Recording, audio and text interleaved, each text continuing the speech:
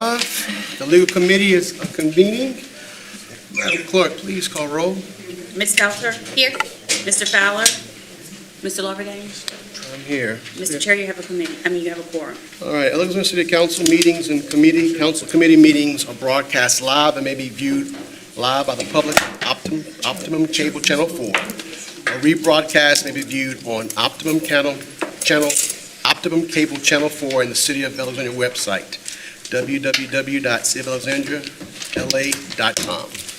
Item number 1, to consider final adoption of an ordinance rescinding ordinance 178-2024 that authorized the mayor to enter into an intergovernmental agreement between the City of Alexandria and the Greater Alexandria Economic Development Authority, GATA District, for the purpose of cooperative economic development, general services related agreement and agenda, and otherwise providing with respect thereto. Is anyone in the agenda administration want to speak on this item? We don't know what it's there for. Okay, well, I'll put it there because I'm trying to figure out what is the ordinance? What is that particular ordinance? The ordinance states what it states about itself, right? Okay, So it's been in place for a long time.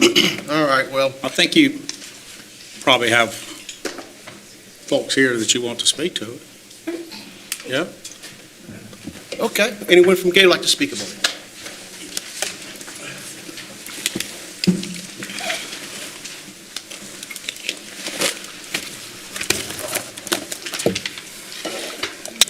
My name is Stephen McGee. I am the chairman of GATA, the Greater Alexandria Economic Development Authority.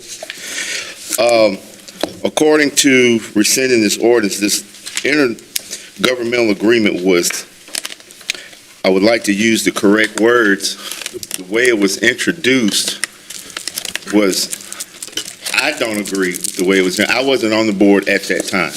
This was during a time when I was not on the board.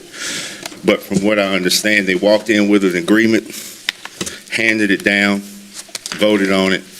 No one read the agreement. They just, I don't know, they signed it prematurely. I think one of the previous commissioners who was here at that time is here. He could maybe contest. I'm not putting you in that. All I said was you were there. Were you not there? Mr. McGee, hold on, Mr. McGee. Just tell us. Okay, what's the GATA but you all were about? there. The agreement, the way we read it, is not really a valid agreement. It's not really a valid Okay, contract. what does it do? What they're asking for is $1.25 million that they are going to match with 1.3, if I'm correct, to gut out a building, the Wise and Gorings building, which is currently assessed at $404,000. Doesn't have a development plan, doesn't have a developer. The contract states that we would just give the money to them, or we would pay whatever certain invoices that they would turn in after they were paid. But to do what? To just gut the building into a box? Has GATA received any city invoices? No, not, well, yes, I think we have received some invoices, but we have a problem with the contract. The contract has no end date. It has no date that it would end. It has no return for our investment or for us giving the money. How much? We're actually doing something that a developer should be doing when he gets ready to do something with the building, when there's a How plan. much are the invoices? I'm not sure. Our executive director, Ms. Angie Bernardo, could probably answer that question better than I can. All right. As far as the invoices. But this is also not a project that GATA, it's not something that we see that we should be involved in. Okay. Anything else you'd like to add, Yes, Mr. sir. McGee? Okay. Yes, sir. I want to say, Mr. Ranson, it totals to the request reimbursement about $52,000. I'm not sure, but I can get that information to you. So how On much have it- you received in invoices?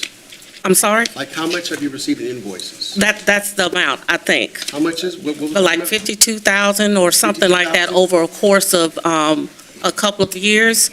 Let me go back to the beginning. I don't know if that's 52,000 or not, but I'm going to get it for you. What I do want to say is, you asked what this ordinance does, what this intergovernmental agreement does. It was valid years ago during Mayor Roy's first term. During Jeff Hall's term, the then board canceled it. They came back with another new board, and they reinstated it. And it was basically, they didn't want to have to submit, like, through our application process or our intergovernmental agreement, so they could just shoot stuff to us like Riverfed, Winterfed, and we would just do it. Write the check, right. I advised against that, as Mr. Moeller did back then. He didn't want to continue to do that, and neither did our board. So now we have another new board, and they did not want to continue to do it. That intergovernmental agreement also had addendums. One with the Wise and Gold Ring building that Mr. McGee just mentioned to you, and the other one was for us to be at the Bolton Avenue Community Center. Our legal counsel has advised us to halt on that because she felt like it was a gratuitous donation. So that, in a nutshell, is where we stand. And this current board does not want to go forward with any of that. We're welcome, to work with the city, but we feel like the money can be used in a better manner than on the Wise and Gold Ring building. Mr. Rick Ransom is here to speak to. Mr. Ransom, can you? He's not speaking? I mean, if we need to speak to clear up anything after the other speakers do, we will. But it's not our ordinance. I mean, I hear laugh, it doesn't make sense. It's, you got this up calling it gratuitous. It's not gratuitous. No lawyer will agree to that except, I guess, the lawyer that said it. But we're happy to address things after everybody speaks. It's not our ordinance that's put up, so we'd like the benefit of hearing. Does anyone what else, you're saying first. has any more additional Reasonable. comment, public comment on this issue? Yes, Mr. Dirk, okay.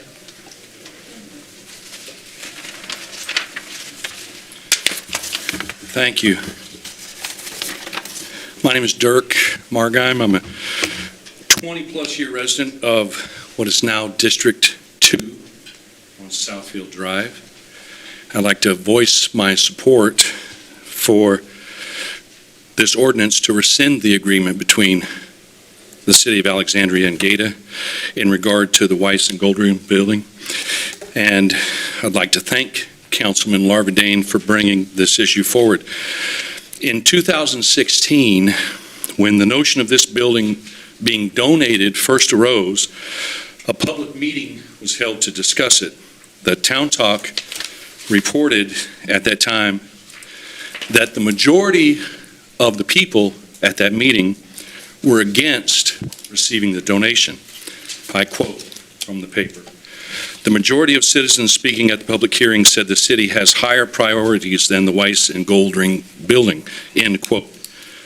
Others voiced concerns that allowing the property owner to donate after he was given notice of intent to demolish if he did not make needed repairs was tantamount to a government bailout.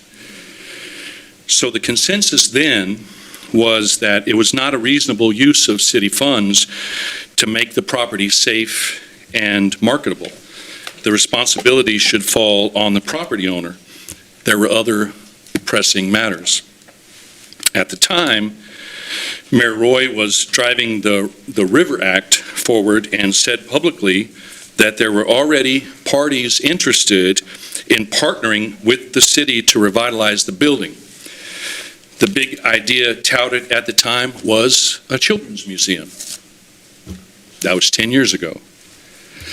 So here we are, 10 years later, and a few $100,000 deeper into the very same situation. Promises of interested parties and great hope for a children's museum, again, across town. But many folks are unaware that a condition of the donation set by the property owner at that time was that the property be separated from its two adjacent properties, the Reed typewriter building, and which still sits undeveloped, and also the parking garage behind the building. Those properties were held back 10 years ago. But the city took the parking building in donation again in 2023. And now we're talking about spending money to demolish that property. So once again, the property owner has evaded responsibility for the upkeep of his own investments. And I think we could all agree that the city doesn't need to be in the real estate business. Obviously, the real estate owns property. I would refer to it as the real estate development business. History has proven the difficulty of the city to make these kind of deals. It's proven grossly ineffective at navigating real estate projects, so why not acknowledge this is not our lane, offer these properties at a greatly discounted price, and let the private sector make what they will make of it. And by the way, getting out of the real estate game would also mean not brokering a trade for another building. Let the private sector do their work. Let me be clear. I do not think GATA funds should be used to further subsidize this project. I'm actually thrilled that GATA is busy providing funds for initiatives in Alexandria that spark community development and engagement at the neighborhood level. We have numerous economic development efforts happening at the industry level. So the work that GATA is doing is very unique and vital to this region. I don't think siphoning off up to $1 million of their funds for the failed Weiss and Goldring experiment is a good use of those funds. Plus, the recent wave of publicity around the $40 to $80 million Reignite project certainly indicates that there's plenty of capital money available from the city coffers. Why fight for GATA's money? The lawsuits surrounding GATA over the last 2 years, hear me, are petty and messy. They've contributed greatly to the erosion of public trust in this civic governing body. And let me add a thank you to Councilperson Fowler for finally filling his vacant GATA seat. And I strongly urge Councilpersons Ms. Felter and Mr. Villard to do the same. End the tacit embargo and fill those seats. It will enable GATA to fulfill its mission, investing in meaningful community development and engagement. I urge all of you to vote in favor of this ordinance and make this a veto-proof decision for the good of this city. And then on another day, consider a different way to deal with the Weiss and Goldring building. Thank you. Thank you. Thank you.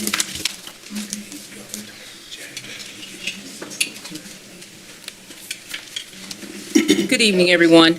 Candy Christoph, and I want to thank everyone you all for bringing this up. I totally concur with everything that Dirk just said, in the manner that he said it, in the spirit of unity that he said it, and I think that we can use our funding a whole lot better to serve the people of Alexandria rather than in the particular building.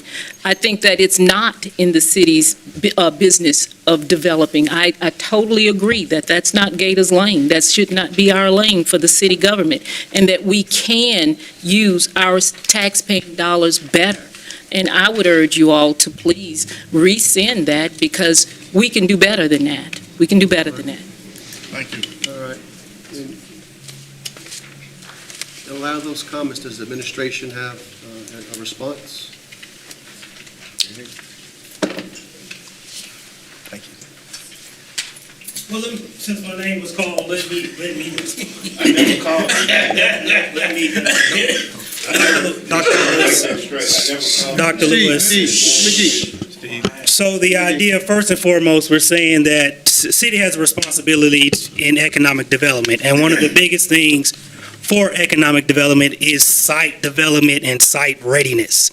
This agreement that we came across was to help with site readiness for other developers to come into the building and/or any private investors to come into the building to develop. If you look at Shreveport, New Orleans, they invest a lot of money, the city, in site development, meaning putting a property that's not in commerce or operation back into use to attract investors and private entities. All right, Dr. Lucas, So- I get that. I So, get that. so to say that we're not, the city's not, that's not their job, that economic development, that is the best practice.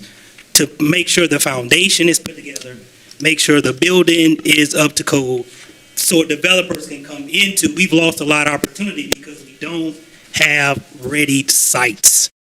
That is the city's job, is to put property back into commerce. So to say that it's not, I think that does a disservice. I don't think that's the best practice. I'm a business person, so I wouldn't invest in a business that, or a building that's not ready.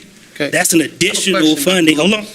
Oh, but no, wait. Let me finish. This is my meeting now. But This is my meeting. This is a. This is my meeting, This though, is, brother. I'm a private citizen But now. this so is I'm my making meeting it- now. Now that's okay. This is my Yo. meeting now. You're interfering with a public comment. No, Making a but public no. comment. I gotta, wait, Okay. hold up. Go ahead. No, go ahead. Point of order now. Go ahead. Wait a minute now. Private citizen making the comment. I understand So, that, Go but ahead. No, go ahead. Go ahead. My question to you is, do you know how much money has been spent already on this building? From a Gator standpoint, Yes. I don't think we paid any, when I was there, we didn't pay anything. Do you have an idea how much has been Let's spent? talk about it. So the contract, and correct me if I'm wrong, the language in it was, that I think that was the concern from the language in the contract. However, a lot of negotiation to correct the language directly with the city was ongoing. So if there was a problem with the pay schedule or how the fees were being brought up, we had negotiations about that. So for example, if it was 1.3, there was no language saying how that was going to be paid. However, the door was open to construct that payment in the best way possible to ensure Gator had cash flow. So we're not paying 1 point whatever upfront. That was going to be stretched over a period of time. There was conversation about the ownership portion on the other end. Okay, when it's done, if it's sold, will Gator take over? Will we get a piece of that? All those were being discussed about the contract. So when it was voted back in '24, the contract was negotiated with the previous attorney.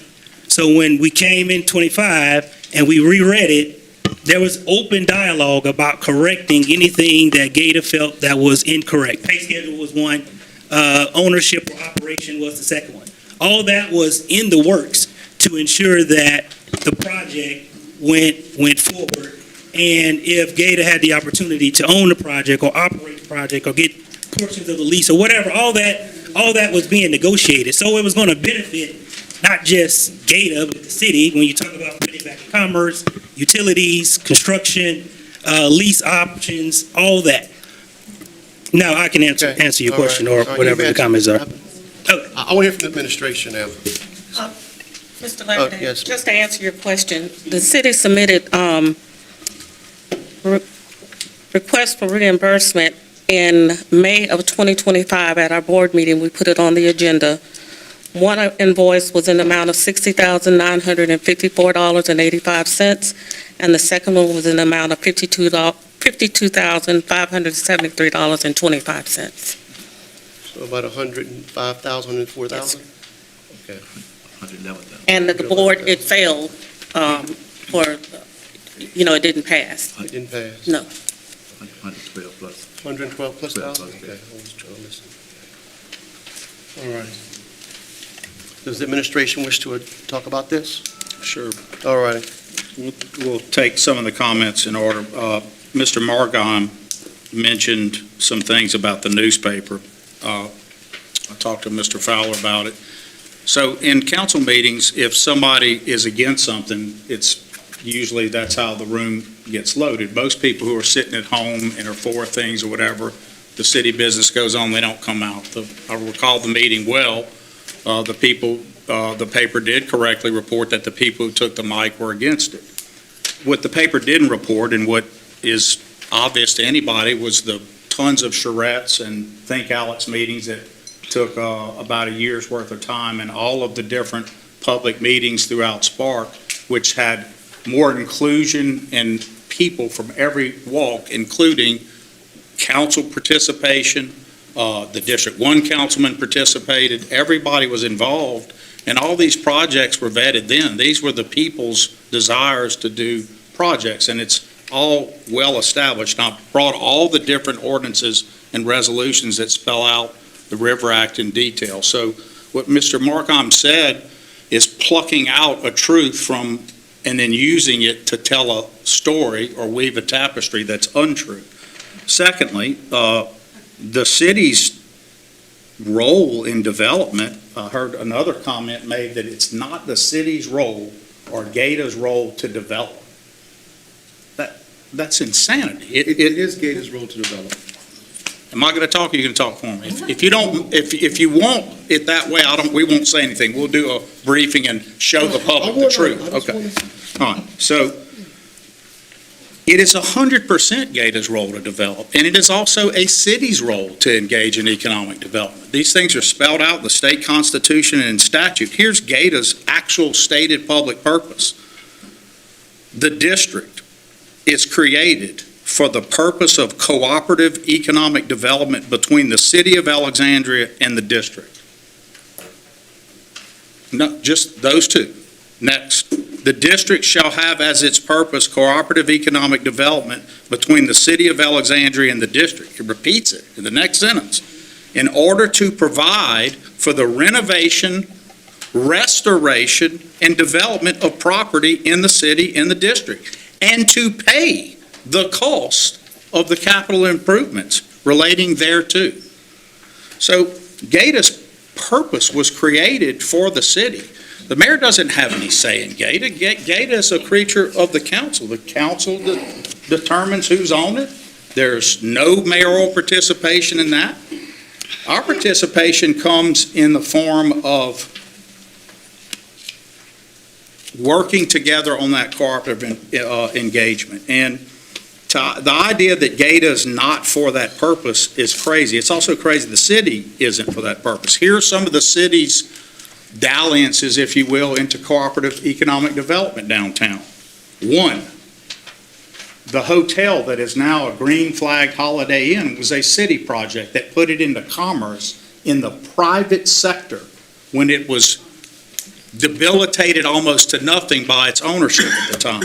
The CLTCC campus located downtown started with a city participation in locating property and battling to get it here instead of co-located out at the campus. The new LSUA project, all of those were there. Okay, but The Mayor- public but Mayor, purpose, my question is, the Weiss and Gold Ring building, why, so the public what's purpose, the goal of the Weiss and Gold Ring building? the public purpose is for GATA is to engage in any cooperation under that statutory public purpose. You don't have to have an extra public purpose. Demolition is a proper public use of money. After all, Mr. Lawverdane, you constantly talk about demolishing houses. The city doesn't get a direct dollar back for that. I understand. The city gets, you may not like my answer, but I'm going to give it. The city gets value, not house for house when it's demolished. We lose money. We go out and probably will never get that money back. But we do it on the bet and with the vision that if we clear out enough areas, as Gary has pointed out, if we do it in clusters and bundles, that we will open areas for development. We don't get a dollar for dollar back. We do it in the hope What's that the plan of the development will Gator? occur. What's the plan for the Weiss and Gold Ring building? Is there a plan? 100%. But first, we're going to, just like there was a bunch of outline of a story here, we're going to show why we engage in demolition. GATA, years ago, Well, but hold. engaged in a demolition of the Cavalier. Mayor, Mr. Lawverdane, I'll do this at my briefing. I'm not going to be interrupted. I'll invite everybody back to hear it where I'm not interrupted. If I don't, as the mayor of the city, who's elected at large, if I don't have the right or ability in this body to give an answer to a very serious thing, which is your attempt to undo an ordinance that already a contract that's valid and was unanimously voted for by GATA was signed, and I might add, as a lawyer, was detrimentally relied on because the public purpose which is approved, and which is not a gratuitous donation by any stretch. Is it a gratuitous donation? I guess my Mr. question Gist, is it a gratuitous donation? I guess No, my there's two question- lawyers. But what's So- the plan? What is the plan for the White? To make the building ready for development, as the former chairman just very eloquently outlined, which is a public purpose in the statute for GATA. Just like there wasn't a plan for the Cavalier Motel when GATA tore it down at about a $600,000 price tag, I might add, tore it down with the vision that it wouldn't be something today, but would be another weed plucked in that beautiful Masonic corridor that could lead to something like Reignite in the future. That's how economic development works. You clean up the garden and you get it ready so that it can grow things. That's how it's done every day. And there's absolutely a reason that a building that was not just an eyesore, but was a public emergency. There was a ton of pressure on the council to do something with it. Mike Tudor was hammering the town talk and folks every day about it being a fire hazard. Then there was a fire. So there was a big issue there. I know others want to put it on me, but the council came to me and said, can you get him to donate it, and then can we come up with a plan? So, 9571-2016, resolution with plan, voted unanimously to build a plan around the donation. Unanimous. Mr. Green voted for it. Your brother voted for it. Ordinance 176-2016, ordinance for the plan for the Weiss and Goldring building. Outlined everything about it. 19-2017, again, a detailed plan that we have followed about the building. It's been 10 years. 132-2023, yes. And so each time anything occurs, like now, it's GATA being an obstacle to it. This whole plan calls for a public piece that would be a building that we all know would have a gap. People use TIFs for this. People use lots of different economic development tools for gap financing. It is very unlikely that someone will come and take that building in the shape it was in. So in economic development, we have tools to fill gaps. One of the gaps is a TIF. One of the gaps would be participation by a special purpose entity like GATA. Here are all your appraisals for the building to show you how careful we are. Here's the appraisal was for $650,000. Here it is. I'll put it in the record. $650,000. The one in 2020, $250,000. The one that added the tower, the parking tower back, $93,500. It came to our attention that the back parking area posed a threat to the public. It could fall. People are parking under it. These are things, yes, you could force the private person to do it, and you might have the success better than we've had to get people to take care of their houses that you deal with from month to month, and take care of other buildings like the motel that burned down. Those are things GATA could do. They could fund the demolition of that with the city, and that could be a project. We're okay with any projects like that, but the idea that demolition's not a proper public purpose is exactly against what GATA's for. It takes in external dollars to be used in our internal city instead of using our internal operating and capital dollars. It's a beautiful marriage if you think about what it's for. So we've spent less than the appraisal value so far to secure a building and potentially black box it for development. That's what you would use it for. The plan was simple. Get the building ready for development and find someone who would come in and turn it into mixed use. On the website of the city is about probably a 160-page document that goes through each piece of that whole River Act, all the different parts, including Weiss's. It was one part. There's a 19-page Part 2 version of that, which I have here, and we'll also put in the record of the council, that shows exactly what the plan was for that building. When I left office, they carried forward, they did their own plan, they identified someone. I don't know if it would have been someone we used. When I came back, I picked up on Jeff's faults that he was using. We talked to him. We did have a plan. It called for about $3 million in gap financing from somewhere to make a $15 to $20 million project work. All of those within reason under Article 7 in proper development. The part that was Gata's would have been, it wasn't exactly half. I think our part was a little more than theirs. I can't remember. Angie had it close. It was somewhere in we'll just call it 1.3 and 1.7, something like that. It might have been a little different. You could call it 1.5 and 1.5. But whatever that portion was, the city would match part in capital outlay, Gata would match part. And Gata's part would come potentially in tranches, and certainly can. It didn't have to come as one payment. I think it was asked to be, but that group agreed. We certainly didn't care if it came in parts of demolition. It doesn't have to go in demolition. It could be some other part. But the idea that that ordinance that passed and that they voted on unanimously that led to a contract that's been executed by me and Gata, and that contract has now been acted upon to the detriment of the city and citizens and used, can now be undone by the rescission of the ordinance, is legally ridiculous. Because you can't do that. As you know, we've taken an action in reliance on it in good faith based on a statute that says Gata was designed for that purpose. So that leaves us in this position of why is this ordinance, why even do this way? But Mayor, we're the stewards of the people's money, though. Is this council? We are, and so Gata stiffened the citizens on its bill. As a steward, we're going to get to the bottom of Why that. do we want Gata's money? Because Gata's money is for the use of the city in development. As I just read, it's not Gata's money. It's my money and your money and his money and his money and her money. It's my money as a taxpayer.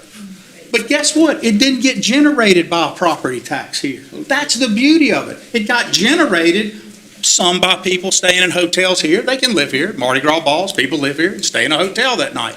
But mostly it's generated by, if we're doing our job, out-of-town people.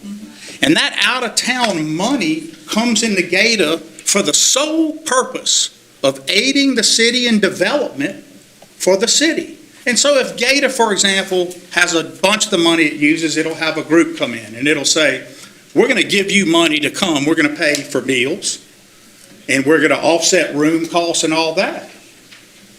I'd ask you what's more gratuitous. The offsetting of the very thing you want to bring people to do, which is increase taxes, or a project that would demolish a dangerous building or part of it and get it ready for development when you know if you took that cost off of people, as Dr. Lewis said, you would then have a gap brought down where someone in the private sector would say, now I don't have to pay for the asbestos abatement. Now I don't have to pay for all the other stuff. It's ready to go. Cities do that every day, and many of you have asked us to look at those very projects every day, and you on Gata are charged with doing that. I spent 2 years getting my economic development certification, so I know that's all we talked about, was how to gap finance and how to incent people to develop. And a major part of that is demolishing, weeding the garden of things that get in the way of development. This project seems more like it's snake bitten because no one can simply get along about it, or maybe they didn't like Harry Silver in one case. Well, I don't know. No, I don't think that's, I guess my concern is, I voted for us to allocate $300,000 to tear down the garage. And you told us that the garage was in bad shape and it was a hazard. I get that part. We haven't done that yet.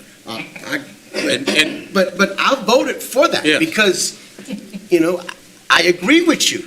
I believe you. If you're telling me the garage is a hazard, it's a hazard, and let's remove it. My concern is, once we spend $300,000, why do we need to put any more money into it? No one's asking, Malcolm, you're creating a straw man argument that doesn't exist, and I get why. I know why. I've been listening to this now for years. I came back in office only with the desire to work with Gata. met with Mr. Moeller, had a wonderful conversation. He wanted something back. He wanted Gata back in housing. And he knew that that had been controversial, and not everybody was for it. He said, will you give me your word you'll help me do that again? I said, yes. He wanted to reform the giving of money to organizations. He wanted a new way to do it. I said, we both can use that. We can figure out which is the city community services, which is you, and how to do that better. I wrote down exactly what he said. But let me tell you what he was also for. He was for building out Masonic. And we talked about Masonic versus Weiss's. Clifford and I didn't care which and how we did it. We wanted to partner on one. I wouldn't have cared if Gata would have said, and I openly said it, look, we just don't want to be in the Weiss's deal, we'll do this. But the Weiss's deal under Jeff's crew did call for help from a special purpose entity, or an SPE, or a Gata, an entity designed to send money into a project. It called for that, and that's normal. So it made total sense to do it this way, and it still makes total sense. The idea would be you'd have housing and you'd have commercial. Commercial on bottom, housing on top. Commercial on bottom, housing on top. Our idea was, let Gata move into the redo. We'll redo the bottom, and that can be, Gata can literally be the anchor of a project, sort of much like it ended up doing buying this other project, where it can be the anchor in a building with other things. That was our idea. We didn't have to have that, Mr. Lawverdane. Those are ideas and how development occurs. But this false idea that's being thrown out in political season by political operatives for political candidates, this is what silliness comes in this room for, right? The idea that developments occur where you have a set deal and then a set response. If we give this, we know that there'll be a deal tomorrow. That's not true. We have deals fall through all the time. We have deals fall through at the LED level every day, but we keep chasing the deals. There's no risk to the public here, because the building was donated, and still we have less public money in it than the donation. We can still go sell it if that's what you want to do. So you'll note, I took it out of your priority one budget, because I can tell the council doesn't have much stomach for what should be a good project. Should be the last building down here in this area that we ought to really be focused on doing something with. And so that's what our response is. Proper purpose publicly, non-gratuitous donation, because we get something for it. You have a building ready for development. It adds tax dollars, property and sales tax. If people are living in that building, no one lives downtown right now, right? If people are living in that building, what does that create the need for next? What things follow where people live? Restaurants, other retail, a grocery, all of those things come. I see Mr. Wilhelm's in here. I know that DARE for years talked about the need for a mixed-use building. Mixed use would be the perfect thing for that building. But there's But a you have to plan, get there. but there's, Yes, there's a published plan. It's been published on, you can go see it anytime. The problem is, you've got to go look at the plan. You've got to, I have it right here. But you're going to cut me off when I take you through how detailed it is. Because there's going to be some folks that resent how detailed the plan is. They shouldn't, but they will. But I can take you through the plan. The plan is designed to never let us build the bridge to nowhere. Our money goes in only at the level behind the private dollar. So we never get ahead and do that, which I've done with every public project I've ever done, Mr. Lawverdane, and I have the record to back it up. Why would I change on this one? all right. If I may, I think I have some insight that I got while Mayor Roy was talking. When the Central Louisiana Economic Development Group was established many moons ago, I was a part of that with Johnny Venardo, with Lawson, June Rax. We all was a part of that when that started.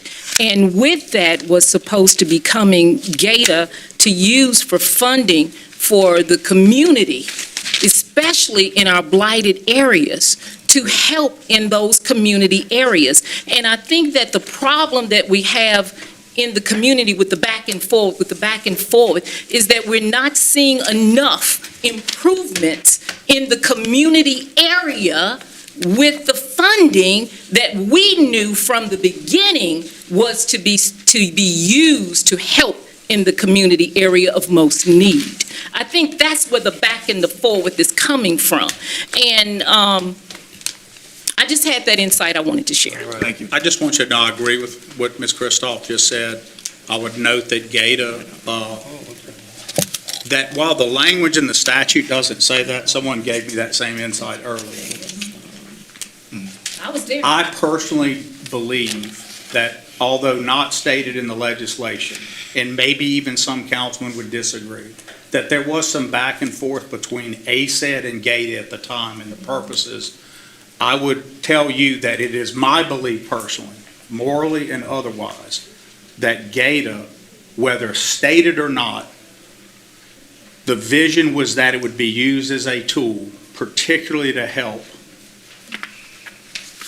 communities that had not been involved in major economic development for various reasons, and let me be specific, African-American aspects of our community, and moreover, that it would have to follow and should follow blight in other areas. And so I want you to know that the SPARK districts, which are drawn based solely on that. So if you look at where SPARK is and can be, it follows exactly that same CDBG and other federal tracts. This is in that. This tract is in that. This is a District 3 area that is in need. To the extent you would want to see things elsewhere, I agree. But I think that if that were to develop into a mixed-use project, it would cause the need for people to be downtown with more foot traffic, more, I don't know what the noises are for. And I think that would be a help to all of us. But it's okay if it's not desired, it's not desired. I think what it is not that it's not it's not important. But when we look at the other areas in our community, we see that this X amount of millions of dollars can go further toward helping with the blighted area as compared to rehabbing of a building at millions of dollars that in our mind and in our intent, I was there in those meetings, was supposed to go for that. So it's not that it's not important, it's not that it's not a need, it's not that it can't benefit. But when you look at the community and the great needs that are there and how it continues to be overlooked, then you look at that and compare to the building when we're gonna be upset. I understand. And We're gonna Ms. be Handy, upset. I would just say, the idea would be when you put it in commerce, you can also sell the building, just like we did at Holiday Inn and made money. We actually made money back, but we had to take a risk to get there. I understand, but in the meantime, while we're doing that, the needs over here is still waiting. Right, and so, Ms. It's still Candy, in- just to give a datum point to that, in the SPARK projects and how they're located, 65 cents of every dollar capital spent for that whole period that I was mayor for SPARK was spent in the area that would be District 26. That's a fact. That's my commitment. Okay. No one can take that from me because I did it and I can back it up with math. I'm glad you could see the I do. point and I do the see it. insight And from I the agree. history I only of see it, it. I agree with you. Thank you. Can I say one? Okay, go ahead, Mr. King.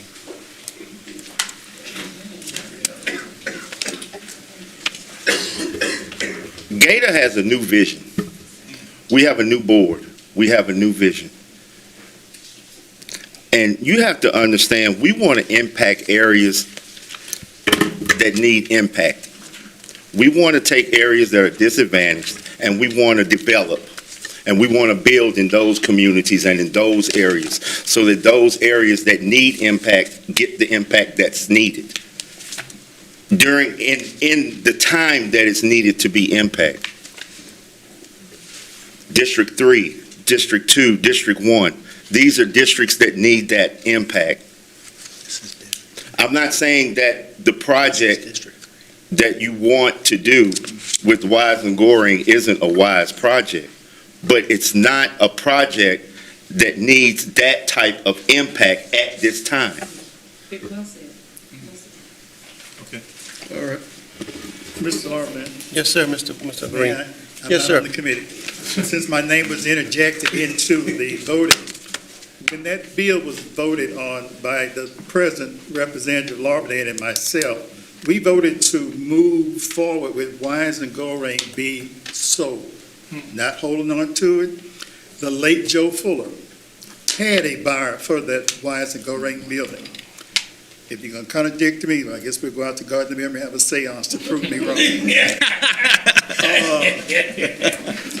That won't The building, the owner of that, the purchaser of that building was from Lafayette, but he was told what to do with the building, and that was not his intent to spend the money the way someone wanted him to spend it.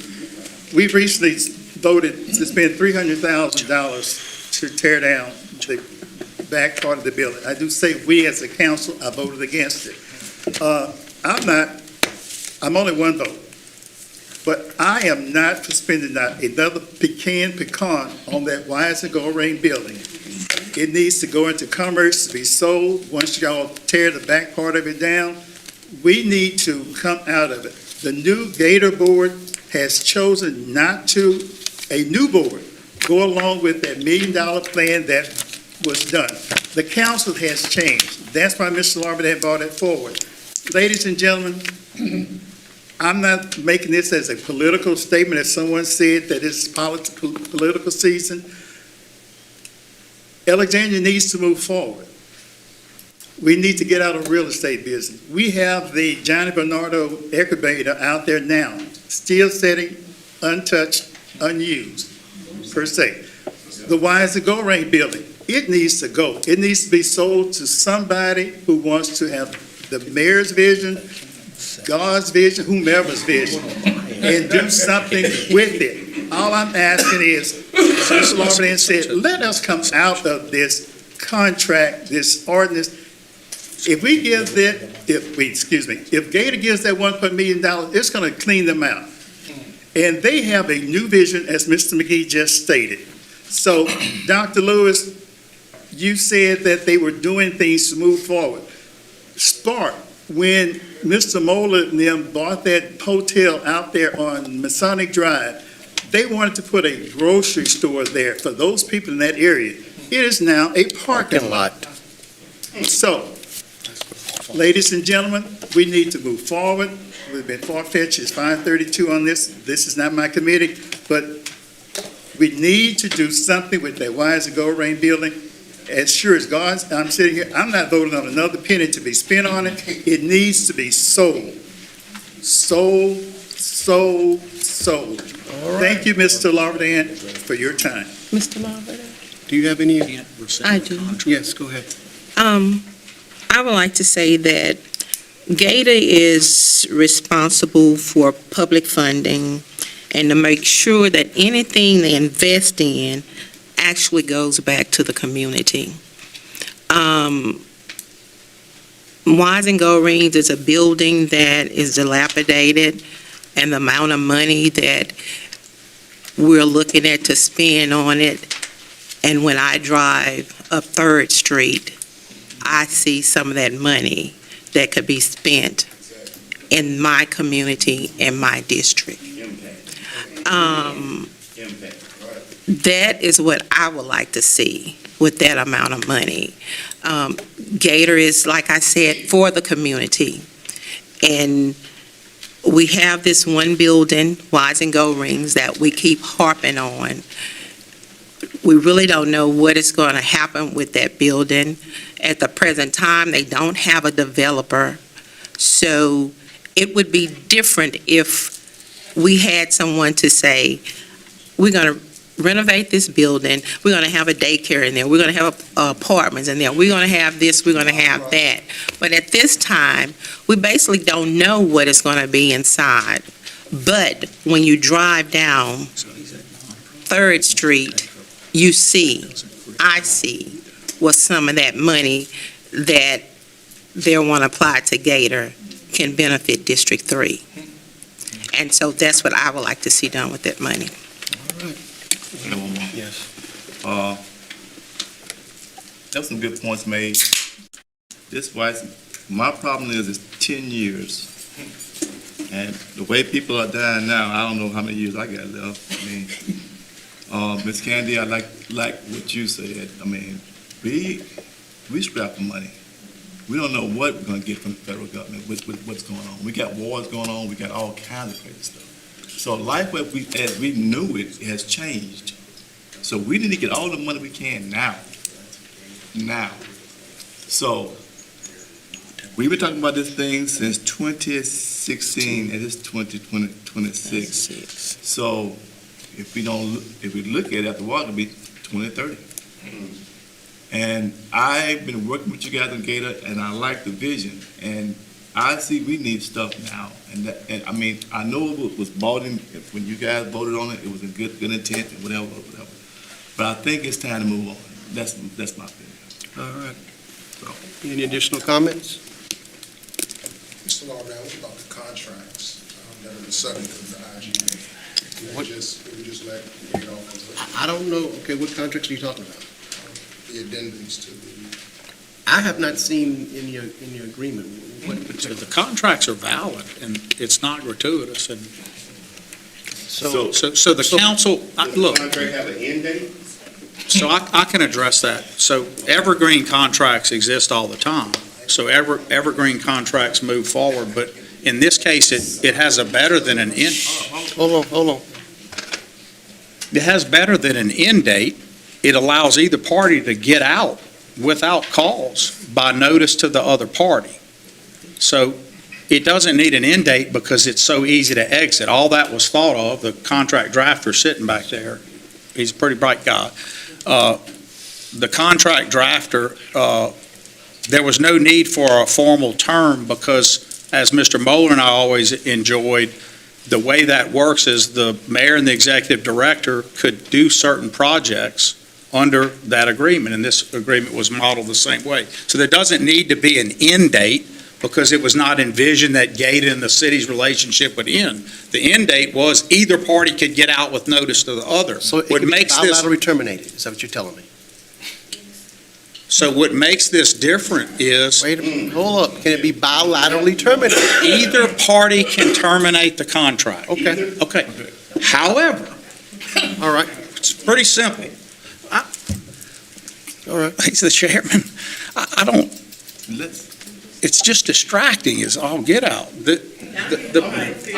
Well, I have the floor right now. Go, Mr. Chairman, you don't let him have the finish. floor. Let him finish. So the fact that you can get out makes total sense, just like Gator could be dissolved, and I fought against that when there was a move to do that a year or so ago, unless it had debt. Same principle at work. What has happened now is you guys are going to adopt an ordinance to rescind an ordinance that there's an obligation attached to that's been performed. You use bilateral, I was waiting. One side of the bilateral agreement has performed. The other side has breached. So your ordinance can't legally, yes, this is how the law works. Your ordinance can't legally undo the obligation we took in reliance on Gator doing its part. It doesn't have any meaning. So you could pass it, it won't change the contract or the need to take action on the contract. How that would be better dealt with is what we were trying to do, and this is just such a fight.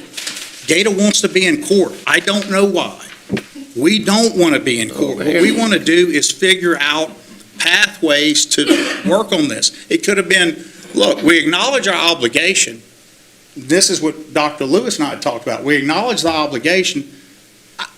Our folks may want to go in a different direction on Weiss's. Can we refocus on Masonic? That's how people in economic development work together. You don't air your laundry or do, not in economic development. This isn't how you do that. It's not how you do it in any of the classes I took. It's not how you do it in reality. It's not how people work together. But I can tell you this, the gratuitous donation that's occurring in this building is the idea that Gator gets to walk out. I understand it's having financial trouble. I just read about one of them that happened in court yesterday. But if this is a way to get out of all of those problems, on the city's back, I'm going to defend the citizens of Alexandria who are owed a performance back. It has nothing to do with Weiss's. We can do a different deal. If Gator doesn't want to be involved with Weiss's, but be assured rescission of the ordinance doesn't change the value that Gator owes in the agreement that we relied on. And that is for courts to determine. I mean, you do that through a declaratory judgment or otherwise, but that can be determined. But I think you know that an ordinance after the fact, Mr. Larverdane, cannot impair an existing obligation. I think you know that. I know that, but there's a question I have, Mayor. According to what I was told, 112,000 has been expended so far by the city. No, we've expended more than that. How much? We've expended 270 to secure the emergency side, and then based on the council's agreement, we had Dargent come in and get it ready to black box. So we're 550 in, which is nothing for the building. It's worth improved, who knows what, but it's been appraised at 650. So we're already 550 in. Yeah. Okay. And so if Gator were doing its part, there is no Now- harm to the now- public. We had bigger risk But on the hold on. hotel, and we came out of that. But this 550 doesn't include the 300 we just allocated, correct, does it? I think what we're going to probably do is, since we do have developers on the line, we don't, I know Gator knows you would not meet with your developers in a room like this and try to do it, right? Everyone knows that. So we don't either. So we are in development, as I reported to you at your budget hearing. There is an interested developer. And as I reported, the interested developer wants us to get it as close to black boxed, which I thought with Gator would work perfectly. We get it ready, the developer comes in, and what they'd like to do, because I don't want to be in that business, what I think they'd like to do is they're about to redo the Chase building here, which is desperately needed, right? Who needs that? Capital One, excuse me, I keep calling it Chase. Capital One here would be redone in that parking lot that goes with it. We would make an exchange. We get back whatever value we have above, and the city can get another lot that is desperately needed downtown that we can program for hotels and the school and everybody to use. Then the developer would take in the exchange that building, which they can do mixed use and all the things they want.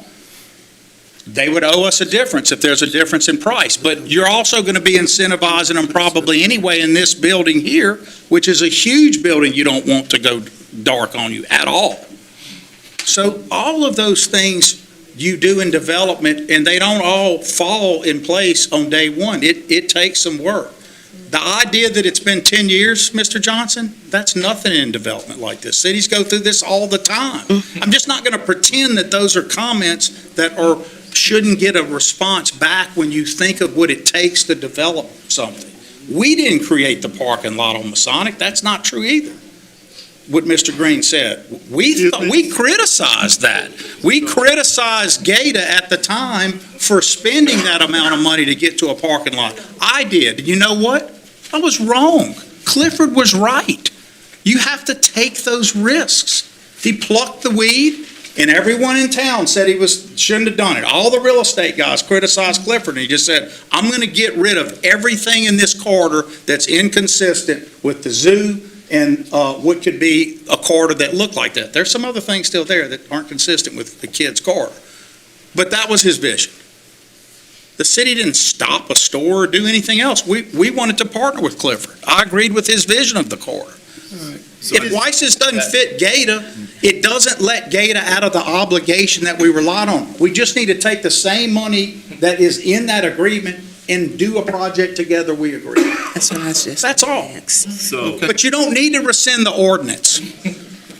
The ordinance, you don't need to rescind the ordinance. It's not a trick. You drop that. We agree right here in open that we'll let Gator off the Weiss side, and the same money we agreed to, we'll partner on another project that the community agrees on. That's how you do this. And that's what we've tried to do. Madam President has a comment. So that would, what you're saying now, Mayor, is basically what I was thinking of. Yes, ma'am. You don't necessarily have to use the Wise and Gold Rings building. Dr. Lewis and I were talking about it. Look, it was a tough deal. They were having a membership battle, as all of you know. Y'all were the appointing authority on it. Dr. Lewis was not a stranger to, it was rough. I didn't like to go to the meetings. I went to one to try to tell them, this is what we're willing to do. He was no friend to me. He was just looking for a way out for everybody. And the way out is not this ordinance that divides us further. The ordinance, guys, the ordinance won't do what you're being told it'll do. So it's a meaningless act. So I can veto it and have the ire he vetoed it, but I have to veto an act that I consider to be an illegal, meaningless act. Let me make your question, Mayor. You But- can answer my question. Because it's impairing an existing obligation. That's why I would veto it and only. But if you drop the ordinance, then I'll put in writing tomorrow, Gata, whatever we decide is owed between us on what we've already moved forward on this project, we'll continue that project. Or not. But you'll pick a project we can agree on. And the one I'd beg you to do is on Reignite. Somewhere in the corner that you want something on Masonic. And if you don't want that, where's Canton? And if you don't want that, and there's another project in one of the districts that makes more sense, the city will We partner can with get you on out that of it project. by paying That's how you resolve this, them under. like people that ought to resolve it. We don't have to agree 100%. Having them pay us. You don't even have to trust each other 100%. What we have to do is, we agree on it in here. No, we don't, Mr. Martin. You're right. I want you to And just we move point out forward. that, Hold up, like you hold up. said, it takes 10 years to work on something. that's- Some do. Look, my husband's a contractor, I understand. Trust me, I understand. But while it's What you taking mean? 10 years to make that come up to where you can get some type of resolution, Okay. we got It looks like the children money down we here in our ain't area spent who's gone from Gator 1 owns to and 10 years old, or from 10 to the teens collect that age, up. that still haven't had any help, Well, hell. that we're still waiting on. And I think that we can So but that economic was the development point. is That the was creation point of wealth. Gator. That was the point. When we started Gator, that it was the point that it would help the economic community that we have in our blighted areas. That was the point. I was in the meetings. Ma'am, I agreed with you on that already. All right, But so Mayor. I'm for helping kids too. Everyone in the room is. Mayor, It's the whole Mayor, area. hold up. Mr. Johnson, you have a comment? Okay, at this point, how do we get Gator out of this? I want them to be, I'm trying to figure out, Listen, we went back in circles. look, can I make it easy so that you don't have to, we don't build the trust bridge all today. Table the ordinance, not table permanently. Lay the ordinance on the table. Gata has a meeting, I'll go to the next meeting, we'll agree to, Gata passing a resolution or ordinance, I don't know which one it does, or both, but passing a legally binding deal that any of the claims we have will move on to another project. Then we come back in front of you, your ordinance is moot. It's so easy. It's gonna take a minute talking with the guys about what they want, but my commitment is, the project y'all wanna do, that's not the bad thing, that's nothing to go after. All right, This project made sense, all right. but it doesn't make sense if the body doesn't wanna do it. Okay. Hold up. No, What's the question?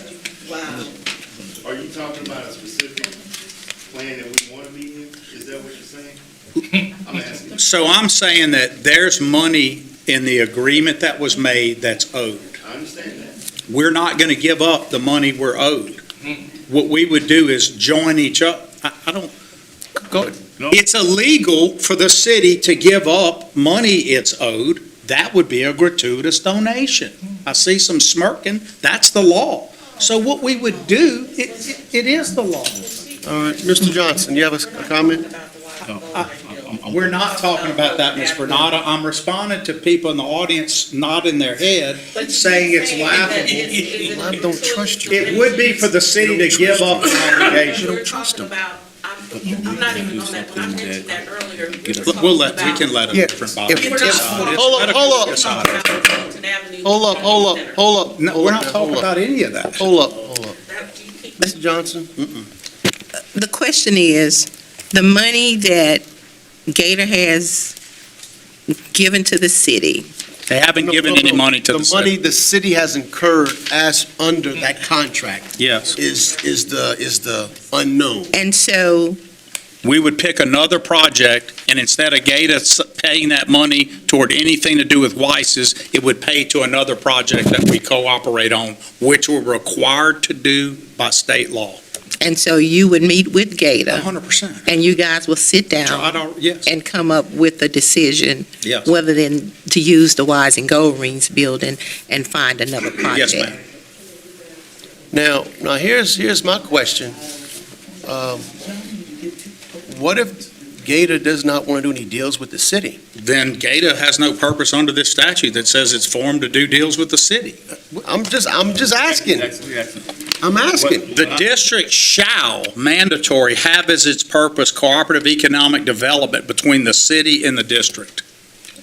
That's a mandatory language. Mr. Laurie, what does that mean? I'm asking. So here, I'm answering. I know that Ms. Bilardo is tired of being in court. She's been in court for the last 4 years, and I do not want to wind up in court. Then let's not, So, Malcolm, you the lawyer. because we will if we don't resolve it, but let's Well, not. I think in this scenario, the administration and Gator needs to have a discussion right, on how we want to proceed.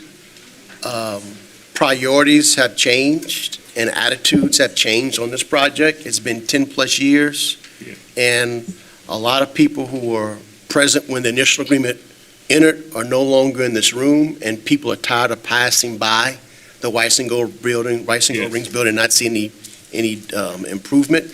And the fact that we're putting what I'm have written down as $550,000. But, Mr. Plus Lawson, the- 8 of those years was because the previous I understand, administration but and Gata stopped, and now me. That's 8 of your years. But I understand that, I understand that. Who's but- that on?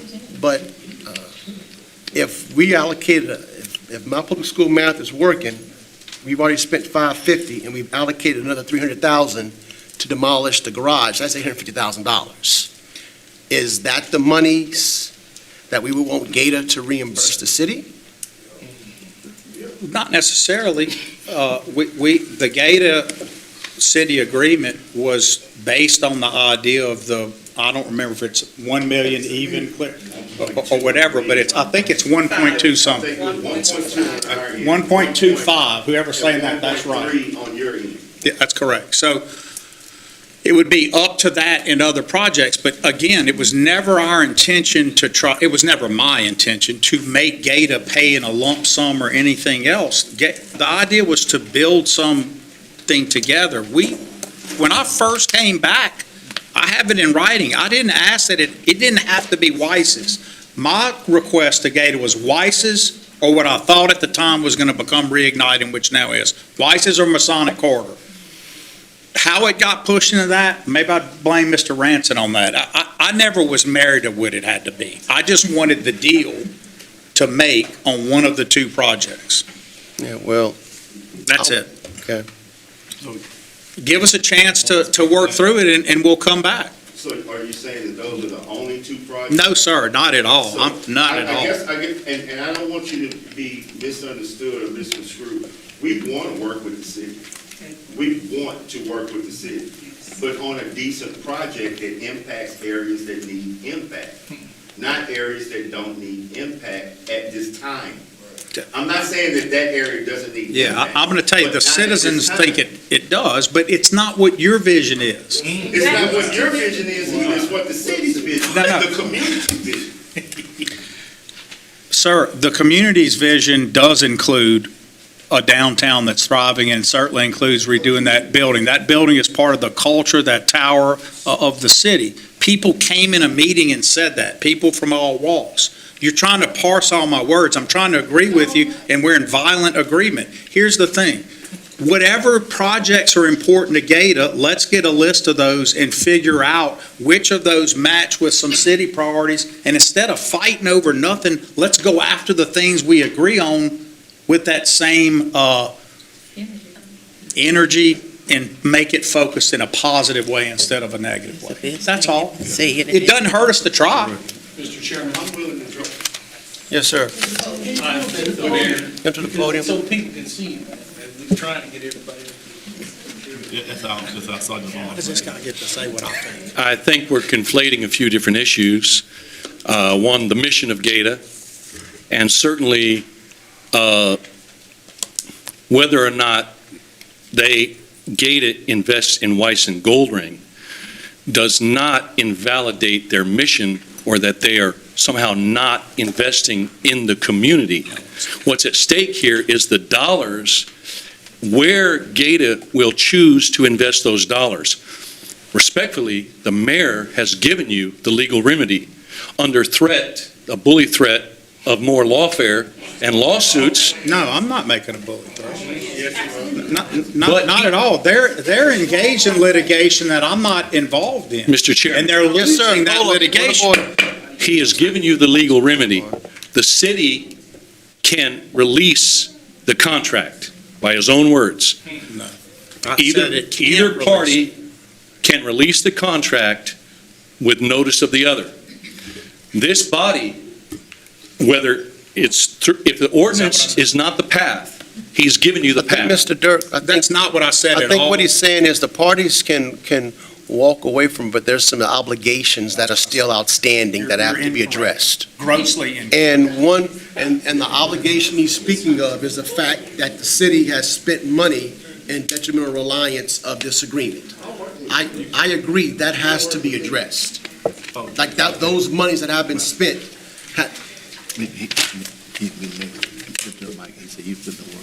okay, Mr. McGee, go to the mic, please. Go to the mic. Fair enough. Yeah.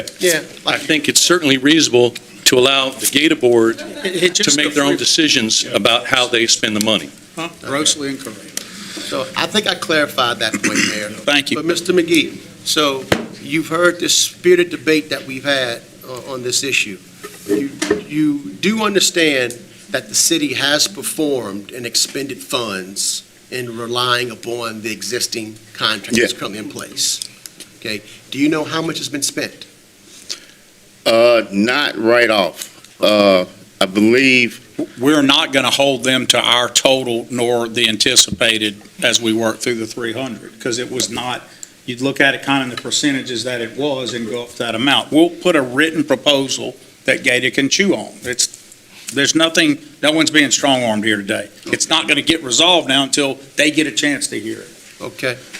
Are you willing to sit down with the administration and work? on this? absolutely, absolutely. But Right. the thing is, we don't want to be told, we don't want to be, We're not I understand, I understand. just, not we telling don't, anybody. we want to choose the projects we want to be involved in that would be most beneficial to those areas that need impact. All right. Now, I can't say it any clearer than that. Now, Mr. McGee, now the administration has asked us to table this matter until the two of you have had a chance to talk. Are you in favor of that? No.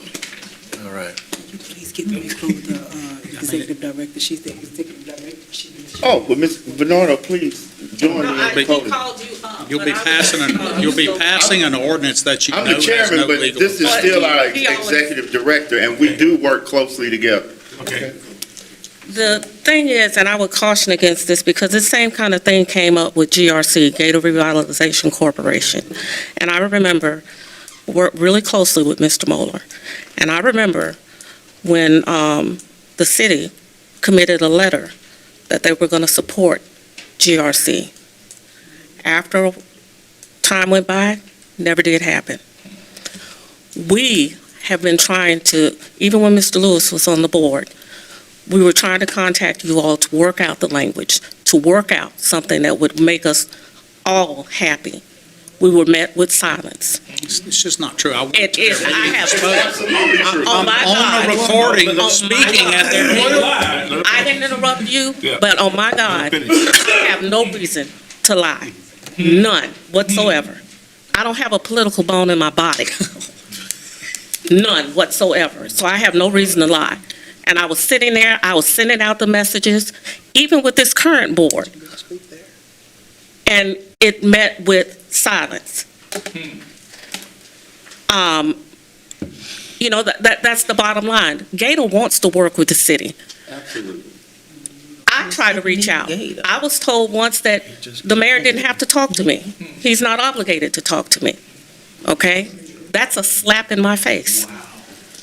So, you know, if he wants to sit down with Mr. McGee, I'm going to be in the room, I'm going to be at the table. Absolutely. This idea that, what Mr. Moeller wanted, Mr. Moeller was totally against this Wise and Gold Ring building. He was totally against it.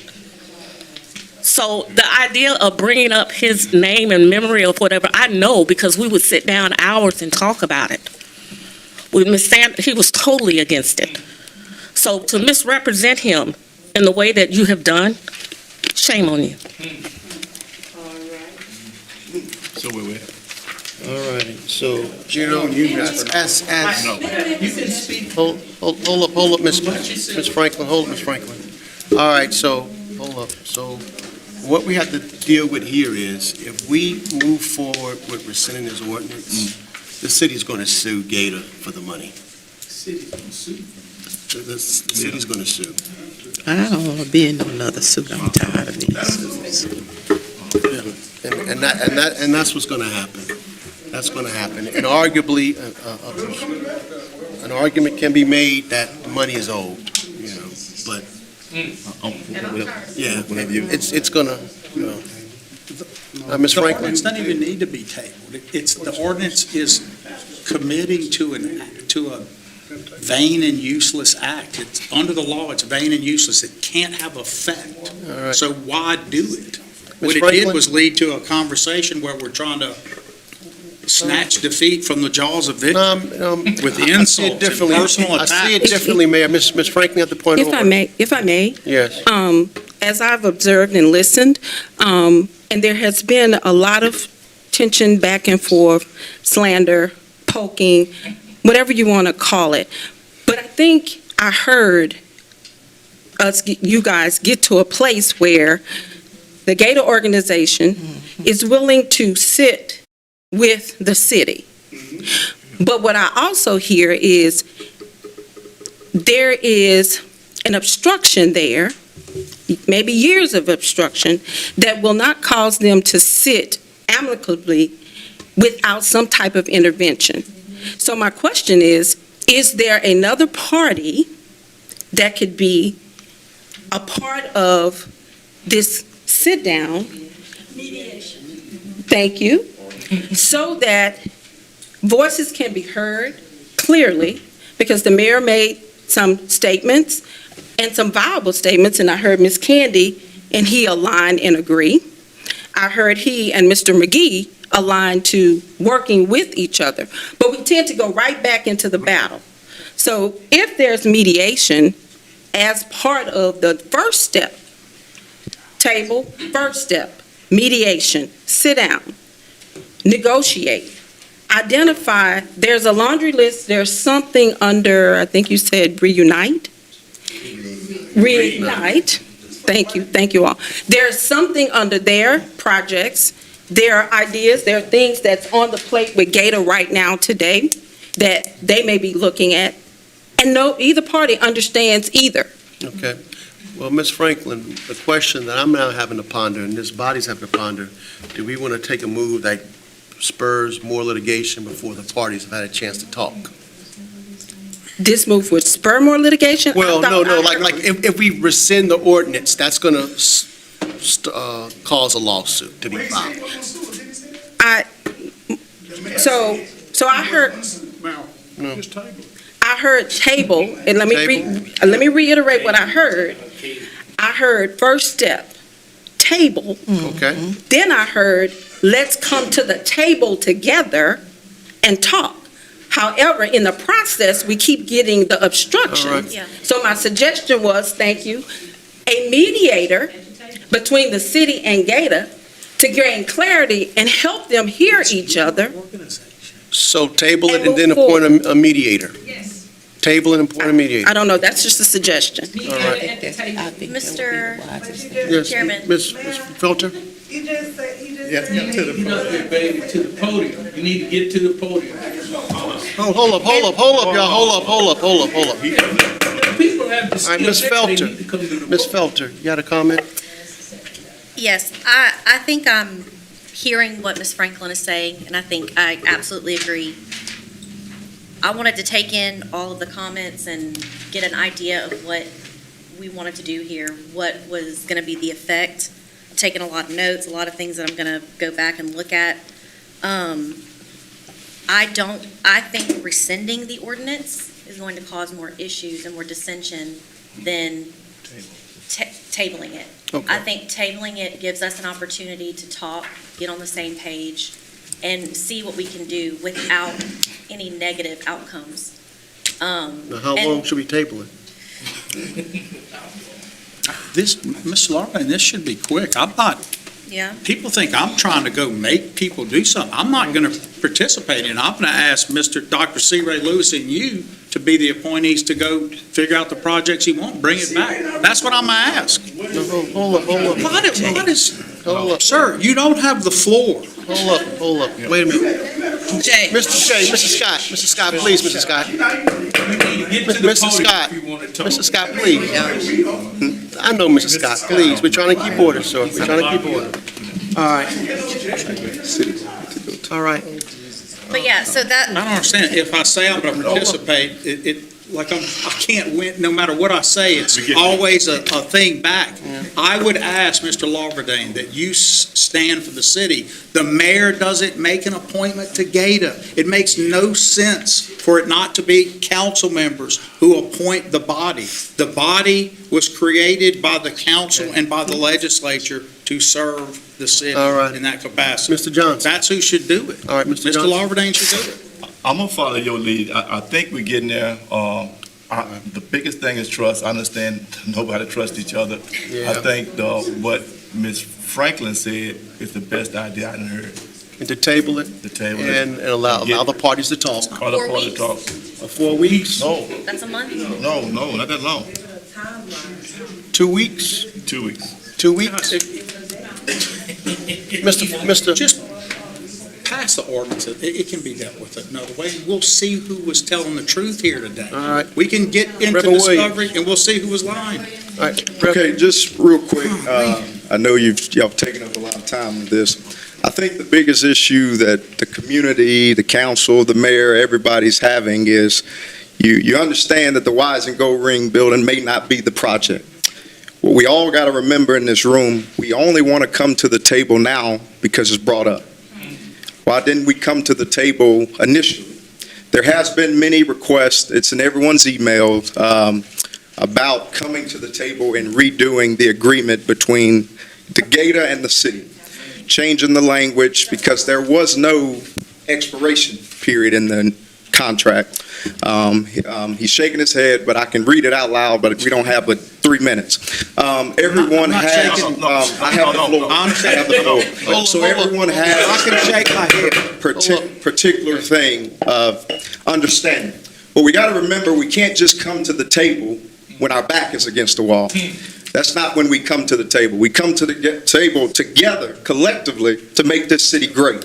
Everyone has their own opinion of how we want to make this city grow, but we on one side and on this side, and we only come to the table when friction comes up. He did say, the mayor did say he'll come to the table and talk about redoing the agreement and all of that. That conversation should have happened way before today. That's just the simple of that. Whether he comes to the table or not, it's not about coming to the table. It's about now we're coming to the table because an ordinance have been presented to rescind our original ordinance. All right, so Rev, but my question is, where do we go from here? Well, the council has that vote. I understand that, but I don't want to do something that hurts GATA. So whether you hurt GATA or not, GATA is hurting because there's members of the council that has not even appointed people. The mayor did say that he doesn't have that power. He's correct. Every single council member has the authority to appoint someone to the GATA board. So you're saying, where do we move from next? Where do we move from next is, okay, if we're going to come to the table, let's come to the table before today. We should have not waited to this moment to say, well, maybe the Wise and Gold Ring building is not what the community is saying that they want now. Maybe we can partner with the project going down Masonic. GATA, and from my understanding, Ms. Angie, has never received an invitation to help with the project on Masonic into today. If Gator is the economic development authority in the city of Alexandria, Gator should be invited into those rooms that has something to do with economic development. That's all I'm saying. All right, all right. So, Mr. Walberdine, just to make sure that the record reflects, I'm neither a member of GATA nor an appointing authority to it. You're seeing two things conflated. The idea that I'm not seeing anything conflated, Wait, Mayor. no. I'm not The seeing folk, anything people conflated. are hearing two different things. They're hearing that the mayor refused to redo the agreement for the same reasons we've outlined. We don't have to claw back an agreement that was made when we perform. Thank you, Mr. City Attorney. There's a difference between going to the table and figuring out another way around it by saying, look, we're not going to claw back the agreement, but we will do this, and we have done that. I don't agree with any of the representations that were made about the position I'm in, but there's only one way to handle that if people are willing to take the mic and say something that both sides say is untrue. All right. And that's looking at the record of the information, and that's letting someone independent resolve it. And that's where we're headed. So, There's, Madam Chair. Maybe I people can, need to be under oath. maybe I can go ahead and end all this discussion. We don't have a problem if you want to table it for 2 weeks. We want to know when you're going to stop work until we come to an agreement, so you don't incur any more bills on the building. In other words, stop work on the building, so there's no more money incurred or bills incurred. We come to the table with you. I'm offering to sit down with you and work out a better way to do this. And then once we go from there, then if you want to continue to work on the building, if we decide not to and we go another way, then you do that. If we decide not to work on the building at all and we both agree, then there's no more money being incurred. Okay. But we need to stop work on the building first so that there's no more bills being made. You and I, or you and our executive committee sit down and we have an agreement or we have a discussion and come to an agreement or come to a place where we can agree that we can work with you on. Okay. I have a question. Yes. Okay. I don't know that the city would need to stop work on anything on the building, because we're committed to doing things on the building, whether GATA, or I'm asking this actually. We're committed to doing things on the Weiss and Goldring building, whether GATA is a part of funding it or not. Like whether we accrue more I guess expenses wouldn't affect. well, it could possibly. You could come We've back. already It could possibly, if we incur more expenses, we're going to ask GATA to reimburse us up to 1.2 or 1.3 million. I mean, I guess, okay, could you clarify that, Mr. Goins? Up to 1.25 million. This is the, Yeah. this is insane. So, yeah. We're now, okay, so an appointed body by the elected body is now, so we don't agree with that. so, We made a simple request of how to work together, and there's a pile on, because everyone wants to make sure it didn't go the way we thought, so let's keep arguing and fighting. We don't want to be a part of that. Here's the deal. No, I'm trying to. Let the council do with GATA what it wishes. We don't have to involve the administration. I didn't think this was going to be anything like this. This is making it about the mayor and GATA. I didn't create GATA's problems, and I don't want to be involved in trying to resolve something that no one wants me to help resolve.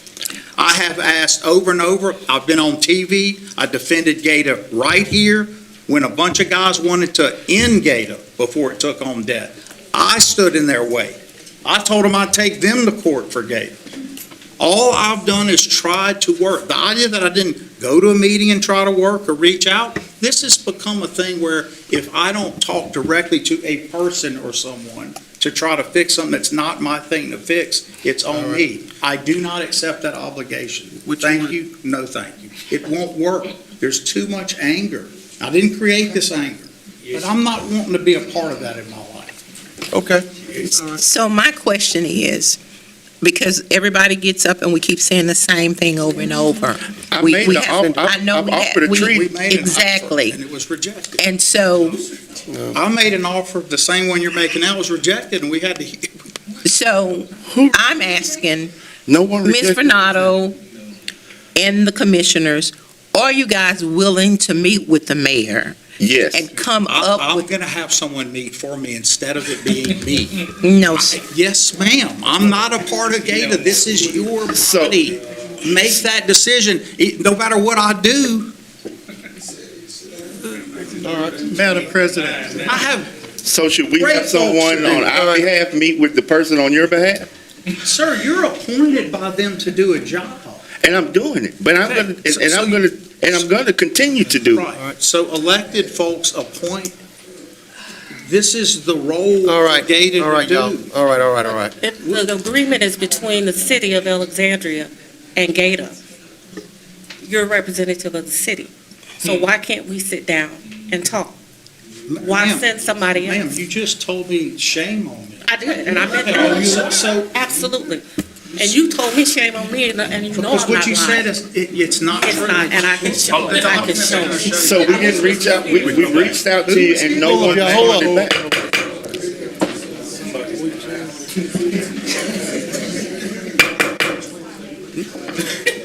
Mr. President, Yeah. Chairman. Yes, sir. Yes, Okay, we came to the conclusion we need to do a mediator per Ms. Franklin. The mayor said he doesn't want to meet with them.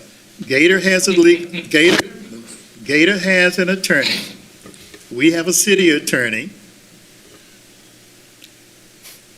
I don't think we need to have Mr. Lewis, Dr. Lewis, on the mediation section of it because he's a previous Gator board member. not at all. Can the two attorneys from each entity meet?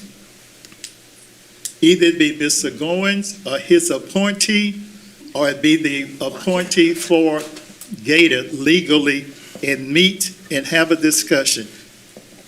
It's 6:15, and we've been on this quite a while. Yes. We're going back and forth. Yes.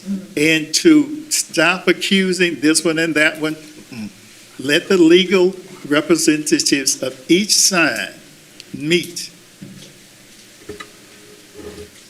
Will that be acceptable? That's my representative, yes. Thank you. All right. Okay. 2 weeks. 2 weeks? 2 weeks? 2 weeks is fine. All right. So I make a motion that, to the council, that we table it for 2 weeks, and give both parties a chance. Oh, so we delay it? Just delay it. Okay, so just delay And it for but, 2 weeks. but put it back on the agenda in 2 weeks, madam. Let's get, who's meeting? Yes. My idea was not, I wouldn't meet at all. I don't want to meet alone with just GATA. That's all. Well, who would It's you not, like? no, this is not a this is a So, decision professionals have to make. Be professional. You can't meet if people are talking. Who would you like to meet without, from your administration or for the council I want members? to talk to them about it, but my thought was not to keep dragging the administration into a he said, she said. I think I would want Mr. Lawverdane to meet for the city. I don't know what's wrong with that. He's chair of legal. He's I don't mind meeting. I don't mind meeting. I think it should be him. It'll be you. That was my original request. It wasn't, I won't talk to Gate. It was, I think he's the right person to meet. But here's the deal, okay, And I asked for another person. I thought if they don't want C. Ray Lewis, I'll come up with another person from the administration. Please. Okay. Well, six. okay. Is C. Ray Lewis I don't part of the know administration? why the mayor of the city can't appoint Then how whom is he wants how to would he stand represent the for the city. I don't know if you're asking me to participate, how it's up to you to tell me who I want to meet. We would I like think to- Dr. Lewis is Gata should appoint, Gata is an appointed body trying to tell the elected folks what and who they can meet with and how. I would like Dr. Lewis to meet because Dr. Lewis does have the whole history of this. Dr. Lewis is a former chair. Dr. Lewis has spoken his mind about all of this the whole time.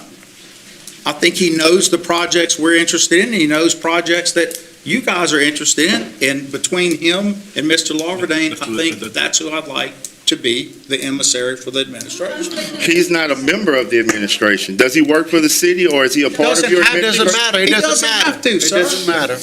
Okay, I'll take that challenge. I'll take the challenge. How does he have a conflict of interest? He was previously in a position.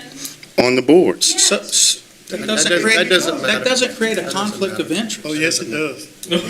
Thank you. It most, Okay, all right, meeting adjourned. Let's go. You want to take a break? Yes. I need to go to the restroom. We're going to reconvene.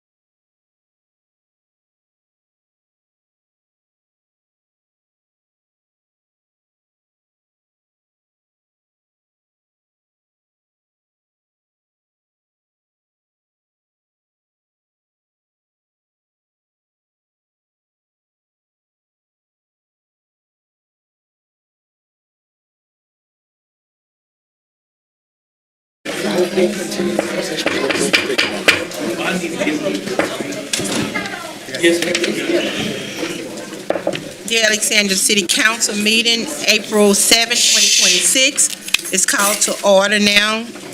The Alexandria City Council meeting and the council committee meetings are broadcast live. It may be viewed live by the public on Optum Cable Channel 4, and a rebroadcast may be viewed on Optum Cable Channel 4 and the City of Alexandria, Louisiana website.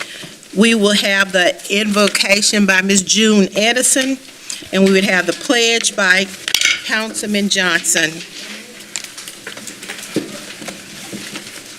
You come to the mic, Ms. June.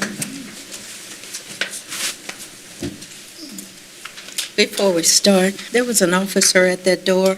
Brother Jules, will you open that door? And if you will open that door, we letting some negativity out of here. In the name of Jesus. Father, in the name of Jesus, I come to you asking for unity, which you are.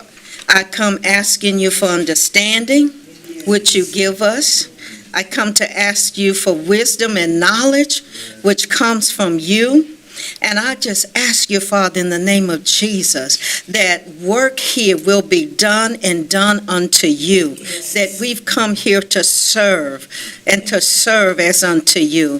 So we ask you to just be in this meeting. We ask for all the negative energy to leave this room now in the name of Jesus. We ask for peace to abide in this room in the name of Jesus. And we just ask you, Father, to lead us, guide us, show us the way. We can't do anything without you. You've already said so. So I ask you to be with this council. I ask you to be with this mayor and his administration. I ask you to fill this building, Father, with integrity and trust and love, God. You said love. Yes. So I pray now in the name of Jesus that this portion of the meeting will go forward peaceably. It will go forth in unity. It will go forth with knowledge and understanding and in wisdom. In Jesus' name, amen. Amen, amen, amen. Thank you, flag. I pledge allegiance to the flag of the United States of America and to the republic for which it stands, one nation, under God, indivisible, with liberty and justice for all. Roll call, please. Mr. Johnson? Here. Ms. Stelter? Here. Mr. Green? Present. Mr. Fowler? I'm not sure. Mr. Lamar? Here. I'm not sure. Mr. Lawberdane? Here. Ms. Perry? Here. Madam President, you have a quorum. We have the approval of the minutes taken by our regular meeting held on March 24th. Motion and second. Move. Motion by Councilman Valord, second by Councilwoman Felter. Public comments. Mr. White, Yes, ma'am. Let Thank me- you, Madam President. let me read this section. Yes, Public ma'am. comments, what section on the written minutes would you like to make a comment on? If it is not in the written minutes, there will not be any discussion or comments, only on the minutes. If you have any questions pertaining to any item on the agenda, please contact the administration before or after the meeting. Yes, ma'am. All right. My name again is Mr. Cornelius Lawson White Jr. I live at 3638 10th Street in Alexandria, Louisiana. My zip is 71302. My phone number is area code 318-446-6934. In the last meeting, we honored, of course, Peabody for winning the state championship and everything. I just wish the mayor, he called me a liar about my utilities This and not stuff. pertaining to I the know, but minute. that was on, No, that was on the record. Then was No, on the it's not record. in the minutes. And just Mr. like White. canceling that Peabody parade, that Mr. should have never White. been canceled. Mr. And Glenmore, them Mr. people, White. they had the sheriff, the Mr. guard, them White. to keep Glenmore Mr. open. White, But it was wrong. Peabody should have had Mr. it. White, I didn't cancel the Mr. parade. Don't, You did. I did don't, not. Mr. Mayor, don't talk to it. Okay. Mr. White, I thought Mr. wrong. Well, Mr. White. That's fine. Mr. White, let me tell you something today. I've been respecting you since I've been sitting in this seat. I've been trying not to have you put out of here for the respect of you.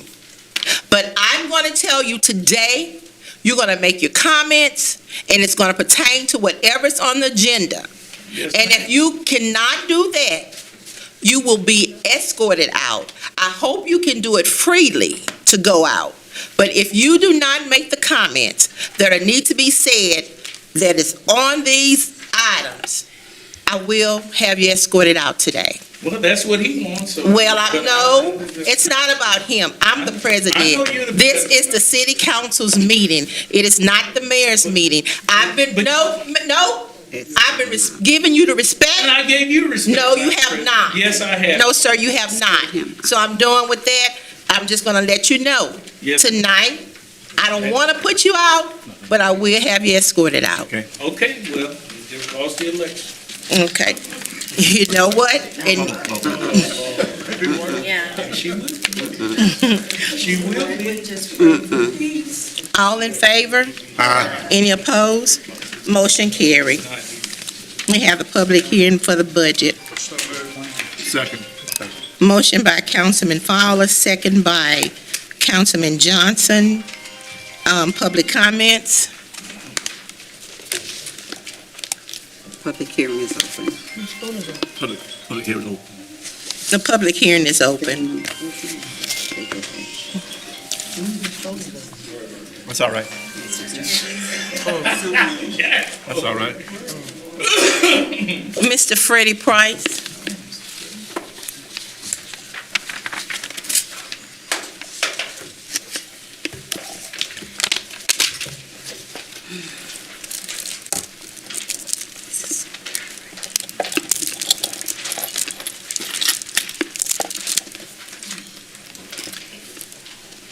Madam President, members of the council, and the administration, Mayor, Mr. Price. I wanted to talk on the budget for 26-27. And the reason I'm here, first of all, I'm the owner of Price Tech Technology for Solutions for office supplies for almost 20 years. I'm here to address the council, the reference to items directly tied to this budget. There are over $120 million plus going to be in this new budget tied to goods and services that the city would be buying. A year ago, I stood before this council to raise concerns about procurement and opportunities and reference the law, which is codified in the mini code and the executive order that the mayor has wrote for 2009, JMR 2009. At that time, I was told that the mayor had the opportunity to do some things, bring that code and what's in the ordinance back together, because there was some things that he needed time to do. The council said, let's give him some time. It's been a year, and we have given him some time. We want to see some measurable things that we could see that minority businesses that are in the city are having an opportunity to win opportunities with the city. It's been a year, and there's no measurable things that have happened that we could see. The mayor, when he became mayor, one of his first things that he wanted to do was to look at revitalizing his diversity in action plan. It was a part of this 100-day plan. I have, and I know I have a few minutes, so I'm going to play, just if I could, Mayor, a part of that council meeting. Minutes.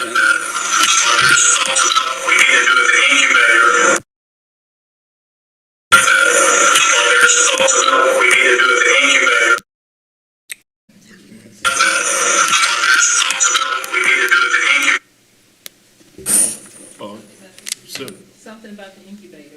Mr. Price, you want to speak on it? No, So if there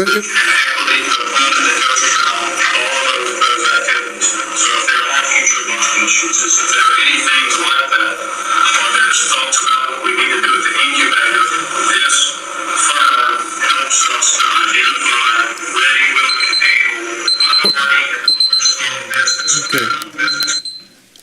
I know I have 3 minutes, and I'll come back because I have a glitch here. But just to wrap it up, what's going on right now, minority businesses are not being able to receive what is in the ordinance, the law. And we would like the council to look at that and deal with that before they pass the budget. We want them to be able to share opportunities with minority businesses, women-owned businesses. That is my reason I'm here, and I want to be able to present that to the council and actually to think about that before you actually vote on the budget. Thank you, Mr. Price. Thank you. Mayor, please. Excuse me. Never mind, I can't talk, I'm sorry. Right. I forgot, public comment. I can be disparaging. You Mark. Nobody can answer. I don't know what this is. Mark Vassar. Vassar. Thank you. My name is Mark Vassar. I'm pastor of the Church of Living God and president of Vassar Business Consultant, and have been working in the business field here in Alexandria for over 20 years. And I'm also here to talk about opportunities for minorities in this community and as it pertains to the budget. And to ask at the end that the city council would really, take a look at making sure that, some of the things that have been spoken on to happen, that there's some what's a good word? Togetherness. Maybe that's the word of the day. Togetherness to work to make this city better for all. I wanted to piggyback a little bit with Mr. Price and start off with my 3 minutes. And this is actually that executive order, the JMR. Is it okay if I read some of this? Yes. Okay. Your 3 minutes. I got 3 minutes. I'll go through it quickly if I can. This is section 1. Yeah. Well, it's actually section 3. It says, as of the effectuating date, failure to implement the program in an orderly and immediate fashion will result in personal action, including any such responsible position and effectuation of the program by a third-party contractor. The second part I wanted to read to the council was, second point was to be able to conduct a citywide with regional application disparity study within 3 months of the effectuation date of this order. That would have made, this was in February 2009, that would have made it April 2009. I've got another document here, and in here it says there's a goal for 15%, I believe it was for MBEs, and 7% for WEs. This is the disparity study that was also taken, not 3 years later, 13 years later, August 2022.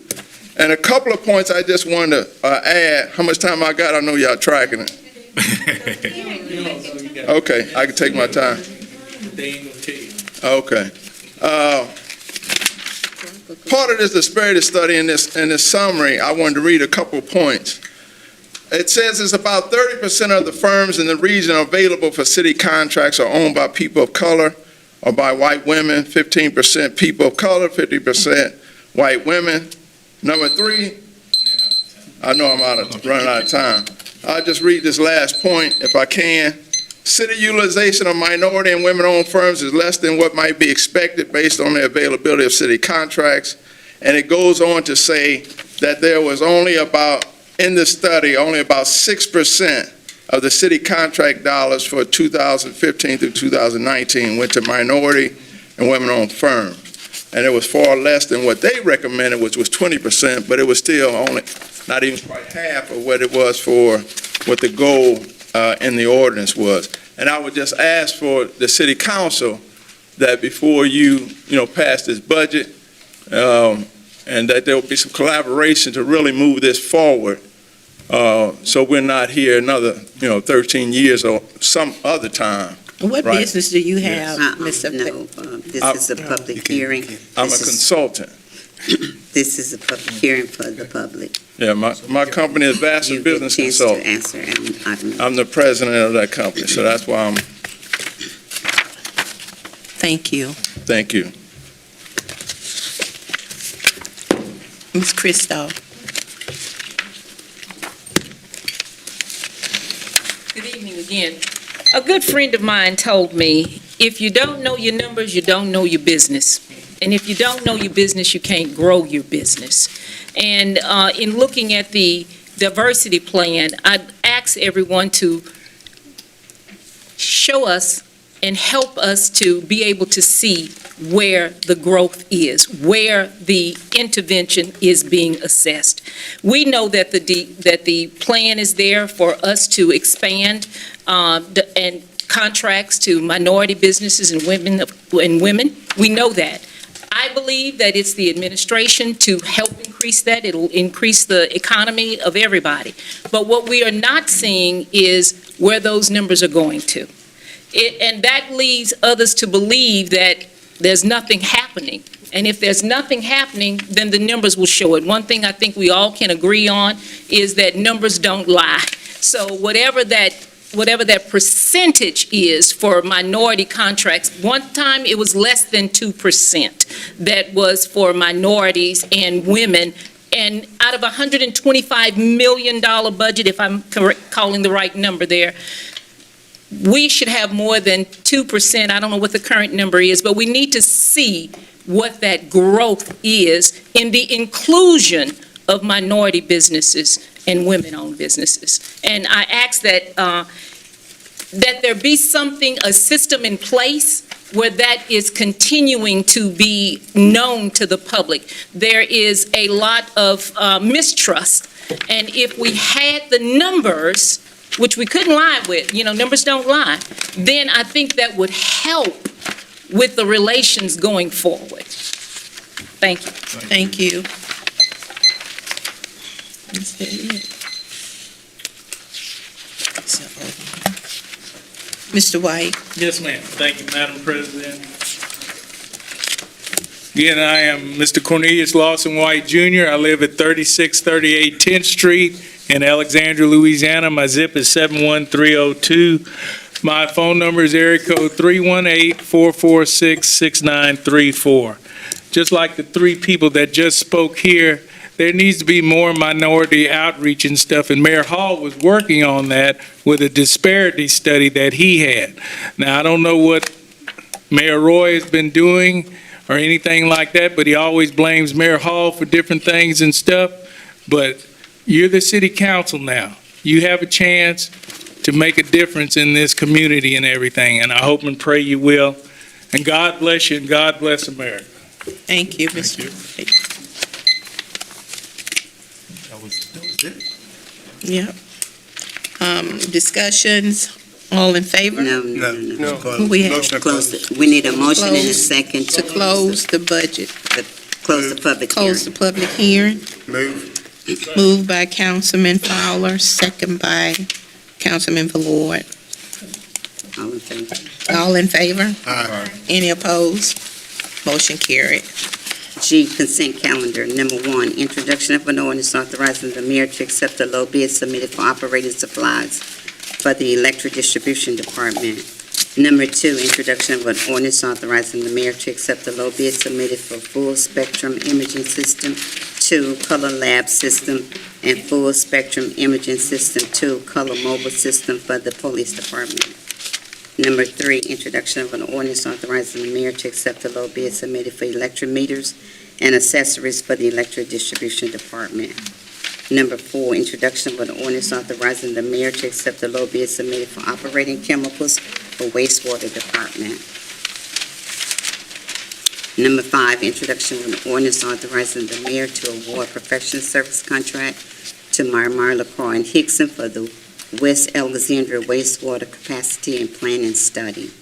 Number 6, introduction of an ordinance authorizing the mayor to renew the existing contract with Fluid Process and Pumpings LLC for chlorination and dechlorination equipment for the water and wastewater departments.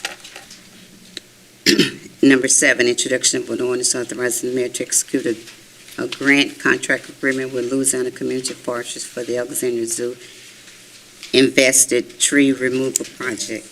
A motion, please. Second. Second. Invasive, I'm sorry. Motion by Councilman Fowler, second by Councilwoman Felter.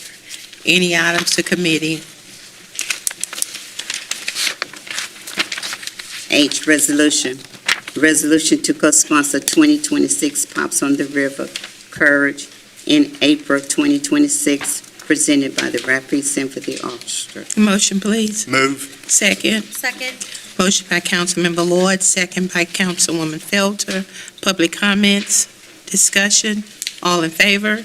Any opposed? Motion carried. Number 9, resolution authorizing advertisement for bids for janitorial supplies. Motion by Councilman Johnson, second. Second. Second by Councilman Fowler. Public comments, discussion, all in favor? Any opposed? Motion carried. Number 10, resolution authorizing advertisement for bids for a minimum of 130 passenger trolley. Motion, please. Move. Second. Second. Motion by Councilman Ballard, second by Councilman Fowler. Public comments, discussion, all in favor? Any opposed? Motion carried. I, ordinances for final adoption subject to public hearing. Number 11, to consider final adoption of an ordinance authorizing the mayor to accept the low bid submitted for operating supplies for the wastewater department. Motion, please. Move. Second. Motion by Councilman Ballard, second by Councilman Fowler. Public comments, discussion, all in favor? Any opposed? Motion carried. Number 12, to consider final adoption of an ordinance authorizing the mayor to accept the low bid submitted for cast ductile iron and related accessories. Motion, please. Move. Second. Motion by Councilman Ballard, second by Councilman Fowler.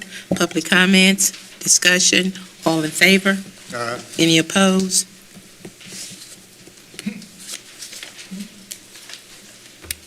Nobody's opposed.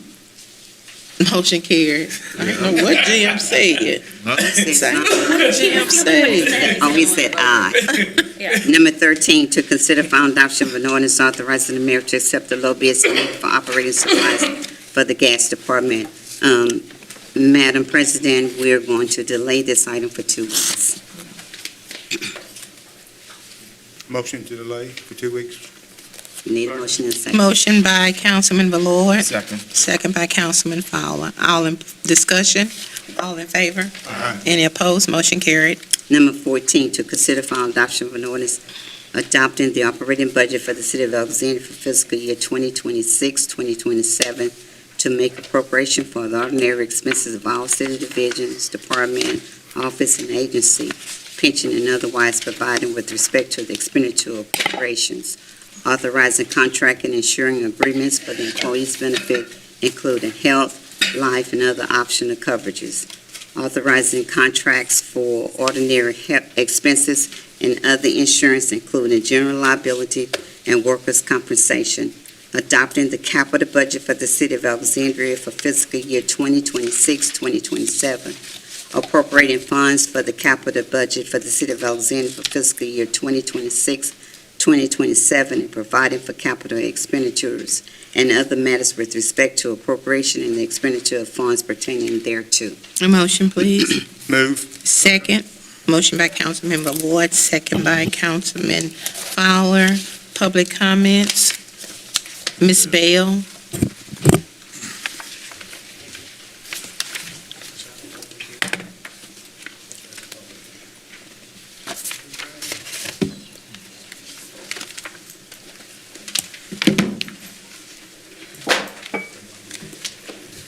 The reason I stand today, I'm asking the council to vote no on this budget.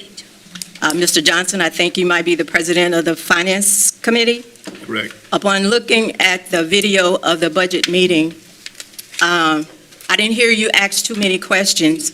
And I noticed Ms. Perry had said that she had put something on the agenda maybe 4 or 5 years ago for a project in District 3, and nothing has been done. If I read it correctly, something dealing with ditches, covered ditches or whatever, and in the budget now, it has that maybe this would be brought up in 2030 to 2031. I may be wrong, but capital projects, I know the mayor did a lot of talking. He had some people to say some things, but those people couldn't quite finish theirs because he jumped in. He almost talked about almost an hour. So if the projects that the council wants happen in their district, they should be able to have that work done. I think, Mr. Johnson, there's a sidewalk in front of your house? No, that's one on Culpeper. Okay, all right. Culpeper, you talked about Culpeper. And yes, Culpeper has been coming up for a long time. Yes. 3 people that I know died of on Culpeper. So, and I know it's a little narrow road, there's no sidewalks, ditches, or whatever. But we, the people, put you guys in office to work for us. It is your meeting, as it's been stated so many times. It is your meeting, not the mayor's meeting. So I feel that if you have projects in your district, you need to submit them, but of course, the final decision won't be up to you, as you already found that out. That's all I have to say. Thank you, Ms. Bell. Mr. Price? 7.7 million.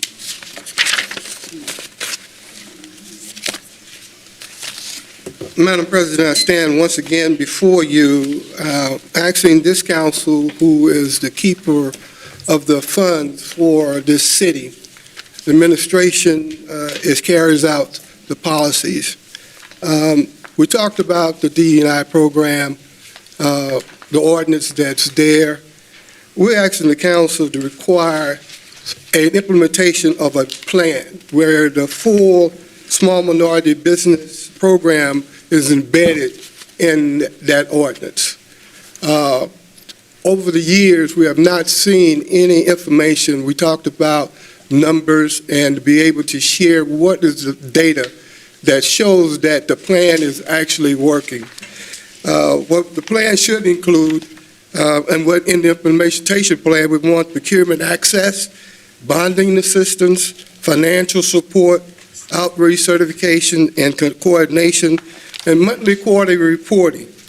Those are the requirements that are outlined in the ordinance, the law. It is the law, and we're requesting that this council hold the administration to the law, work with the administration. Madam President, that you said as a council, you and the administration work well together. Well, this is an area where we want to see the council work well together with the administration to ensure that the law is carried out, and when it is carried out in the fashion that's outlined in the law, then small businesses will be able to have a fair share and be a part of the $120 million that is going to be spent in this budget on goods and services. That's all we're asking for. We're not asking for favors. We're asking for an opportunity that's already outlined in the law that says that we have. There's aspirational goals of 15% for minority businesses, 7% for women businesses. In contracts, we were looking for an opportunity to win contracts.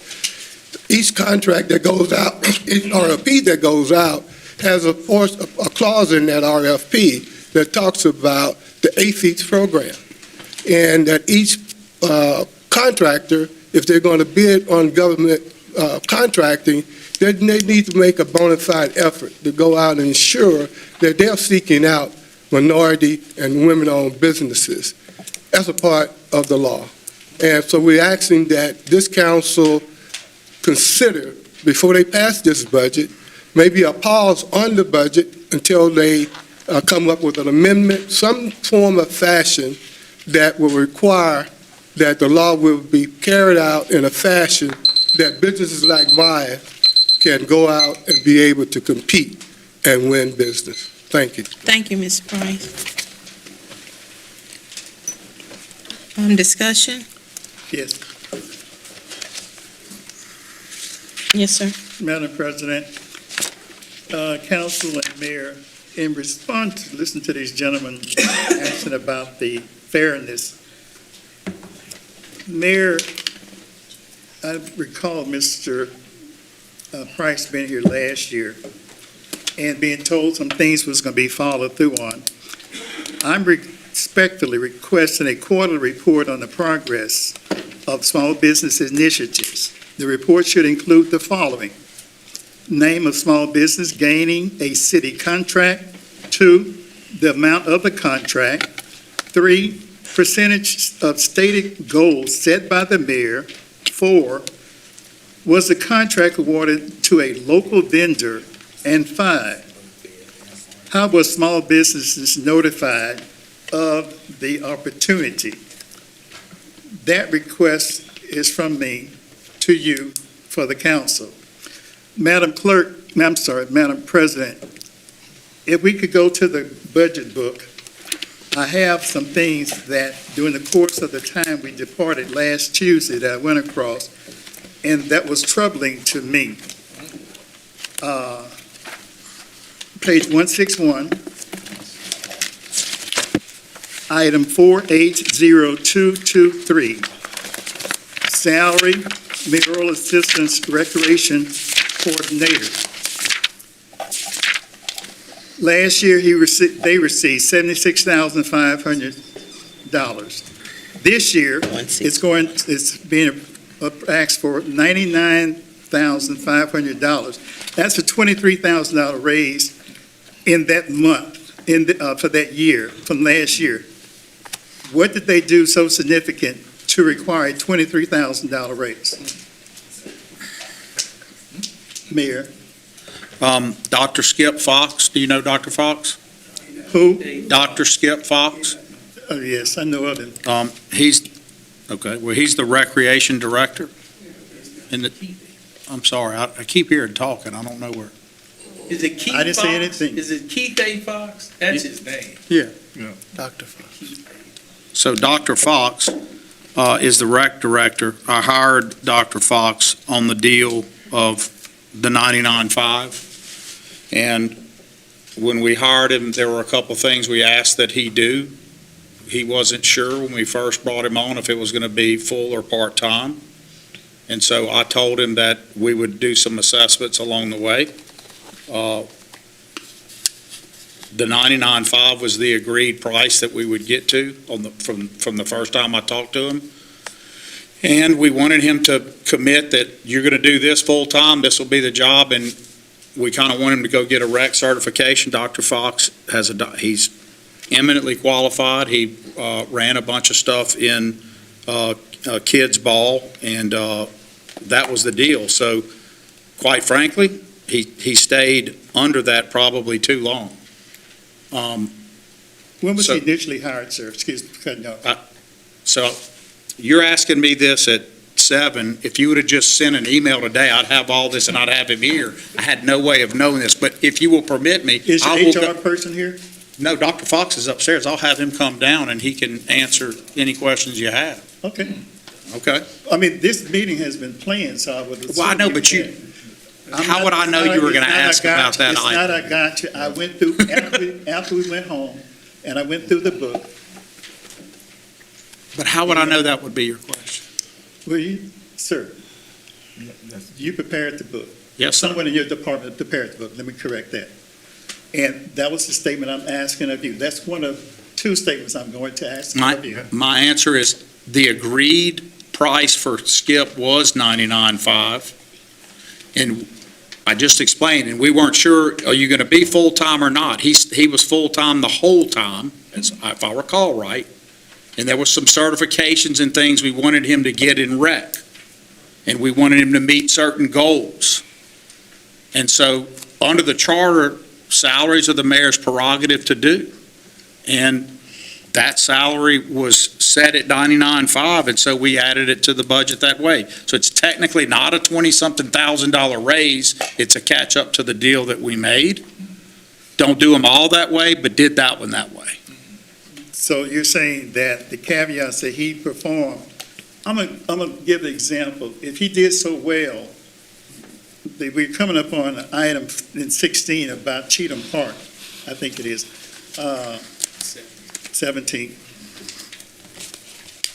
Did he manifest his professionalism by attaining and directing that park to be kept up to the standards of a $99,000 job, as opposed to how he maintained Johnny Downs that looks like Yankee Stadium? So I'm just saying, if you're going to pay these people, I respectfully want to know if you're going to do it as you were saying, that it be done across the board in all directions. If you hired him at 99.5, I don't know when you hired him, I've only been on the council a year.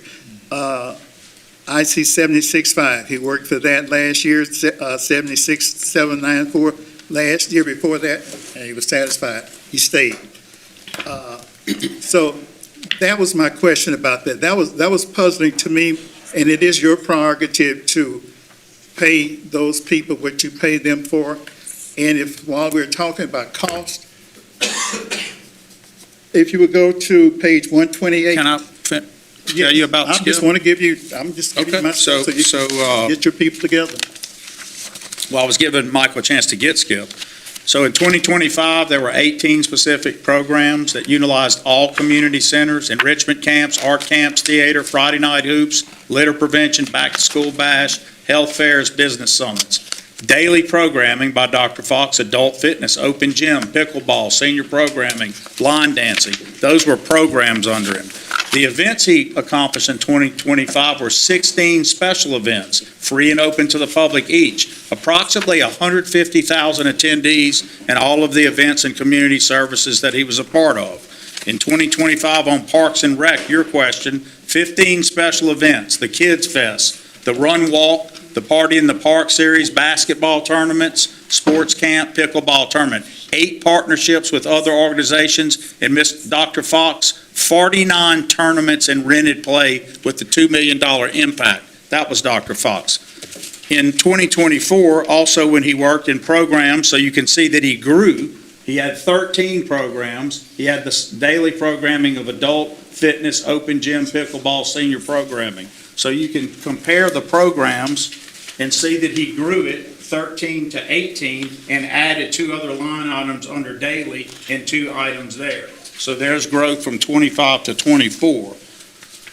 In Parks and Rec, in 25 to 24, you can see the numbers again, 15 in 25 special events, 7 in that year, 8 in 8 in partnerships, looks like he had the same, but 49 versus 28 tournaments, a $1 million impact in 24, the $2 million in 2025. In 2025, on special events here, 16 special events, 18 the first year, 150,000 attendees versus 100,000 in that year. That's what Dr. Fox brought along with Tanya and Community Services, and I'll put that in the budget record. And Dr. Fox is here and can speak to what he does. Sure. for the Yes, sir, city. Mr. Mayor.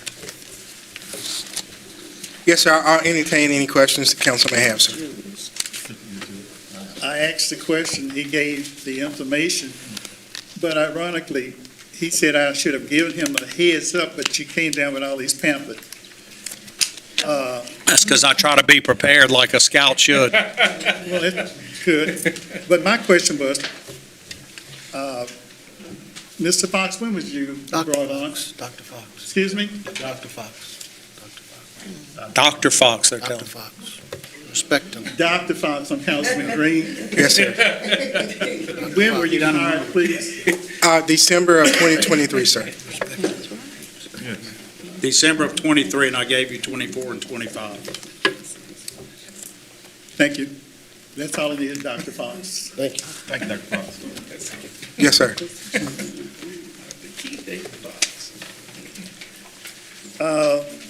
While at home, again, page 128, item 480105. I'm sorry, what page is 128. Thank you. Item 480105. Your plan director goes from 90,000 to 102,000. That's $12,000. Your prerogative again. He's been there 6 months at the most, and you're giving him a $12,000 raise? It appears that way on paper, sir, but as you know, Daniel Smith is the planning director. He's a dual degree holder from Princeton and Georgetown, law degree and public policy masters that he received at the same time and was top of his class. He took over for the previous planning director, who was Richard Johnson, who did not hold those degrees. He also was deputy city attorney, and so he was already paid in a much higher amount when he was an acting deputy city attorney, the number 2 city attorney, moving into a division head. And so that is to continue and place him in the proper pay. He was paid more than the previous planning director because of his qualifications and because he was leaving a slot at a higher pay than the planning director enjoyed at the time. Certainly understandable, but that was by choice that he chose to go back to that department. Mayor? It's a higher required, it's a division head. Okay, It's a higher required level of work. I recall his resume, but I think his expertise was in some type of foreign language, something foreign. But that's here there. You've told me why you're giving him 102,000, and that's all I wanted to know, sir. Thank you, Madam President. You're welcome. All right, I have a couple questions. Yes, you go ahead. All right. Mayor, is there any money in this budget for affordable housing? You asked that last time. There is. It's in the form of the community projects that are within CDBG, home funds, and all of that. Okay. And what programming will be done with that money? As you asked me last time, it's on page 129, and there's all of the information, so I'll go over it. Community Development Department is responsible for preparing grant applications for federal funds, preparing all associated reports, complying with federal requirements, maintaining records, federal guidelines, effectively administering the following programs. Housing Rehabilitation Deferred Loan Program. That's housing renovation for owner-occupied structures with CDBG at home. Home rental housing rehabilitation. That's renovation of rental for low-income tenants. Code enforcement demolition, we'll skip to the next one. Housing Development Program. New construction of single-family housing for first-time home buyers. Business facade improvement, we'll go to the next one. Housing Assistance Program. Down payment and closing cost assistance for first-time home buyers. Monitor home activities is another activity. Monitor all subrecipients and grant agreements with HUD, and I won't list all of the ones there. You can see there's quite a few. So those are all things that community development does with direct regard to housing and housing purchase. And how much money is allocated for item 4? Is that item 4? Item number 4. Okay. Housing Development Program. And how much money are we allocating for that? 4.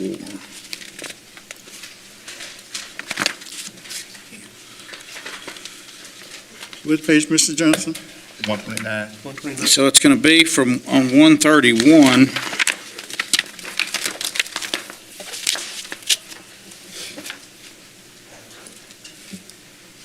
It's going to be the operating side. It's probably going to be in a fund, so I'll ask Mr.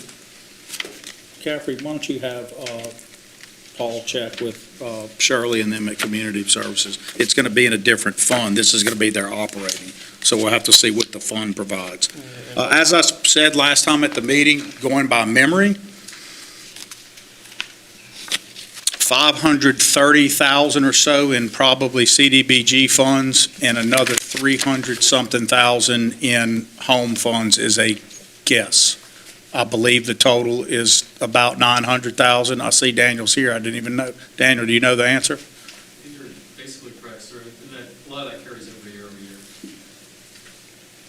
So 800,000 in community development from home and CDBG. Again, I think it's 531,000 and about 300,000. As I said last time when we met last week, when I first came in, to put it in perspective, it was close to 2 million in both funds.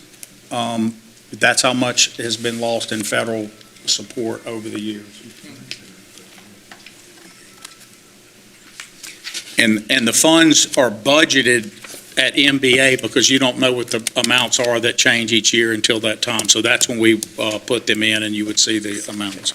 So there's carryover from the previous year. So you're covered from the previous year, and then there's an amount. But those numbers are going to be roughly right. Okay. And how much do we have for item number 6? Or is that all the money that's divided amongst these 9 items, or?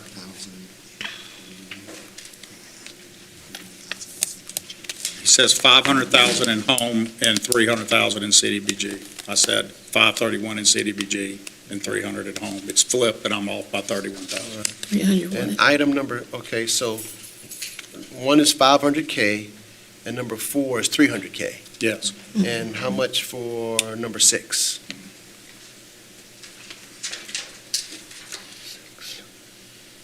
Ask what the down payment assistance is. I think it's covered in those 2 funds. I think all of those funds are divided up. Okay.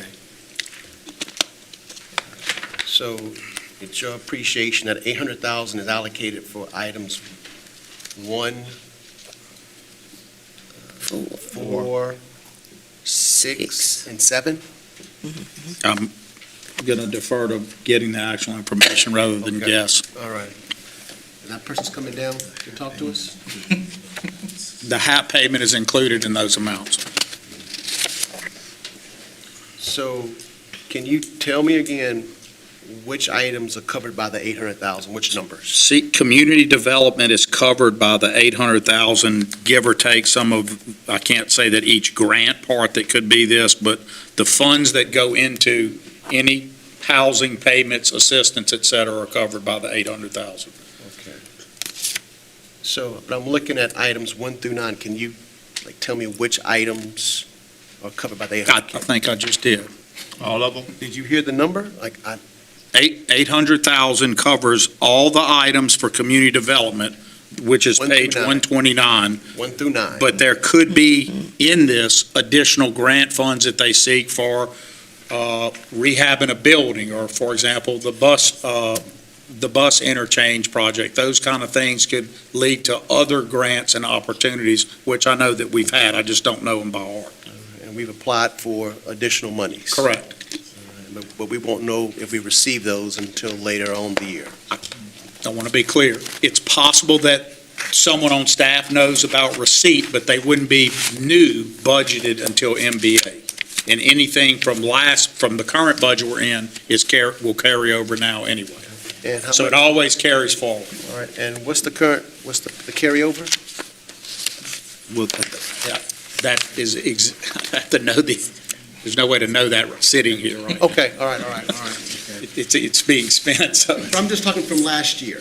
We brought over to, you don't know. So this is a budget for the projection for next year. I'd have to have finance pull the account and ask what's in it. And even that wouldn't be true, because they could have a number in it, but have obligations against that number that you'd have to get probably a person from the department to say. But you told me 800K is budgeted for items 1 through 9. 800K is what we receive from the federal government that we pass through in our budget. Through that, there's additional money that goes into assistance that can come from a multitude of places, but especially other grant opportunities. All right, are we allowed to? Yeah, I said demolition, but I didn't want to include it, because in fairness to Mr. Lawberdane, I thought he's really talking strictly about straight housing protection. I just wasn't going to add And those that are to it. federal funds. Are we able to add money to that? Yes, and yes. We do each year. You add a lot to demolition that helps us move it.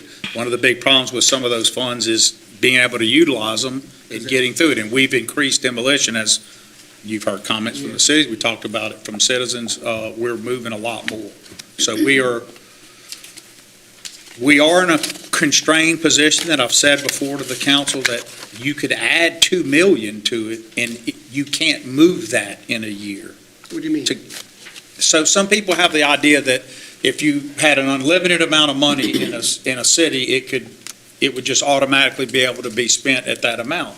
And the truth is, the way projects are bid and work, you're still constrained by the size of your city, your staff, and how it works. So it doesn't always help to pile up on 1 year if at max you can move this many houses through demolition, this many other things through its program. But the There's a 800K program limit. But the 800K isn't for demolition. No, we add money for that. So what I was telling you is the council will sometimes go, well, add another 300, and you're seeing how much we've jumped up now, but we still haven't, we're spending more. I think we can keep spending a little more. Okay.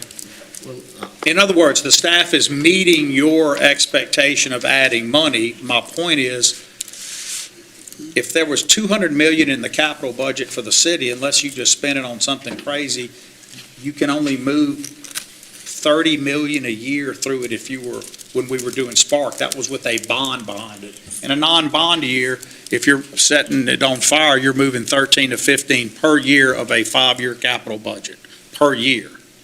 If you have like Reignite, what we're proposing to you, if you put a bond on top and we move it right, the record years the city's ever had were under me during Spark, and it was, we had a $27 million capital year. 1 year moved $27 million in 1 year. all right, well, as I've kind of been saying since day one, affordable housing is something the city really needs. And I would like for us to dedicate more to that. But of course, you have the people and the manpower to implement that. Yeah. And,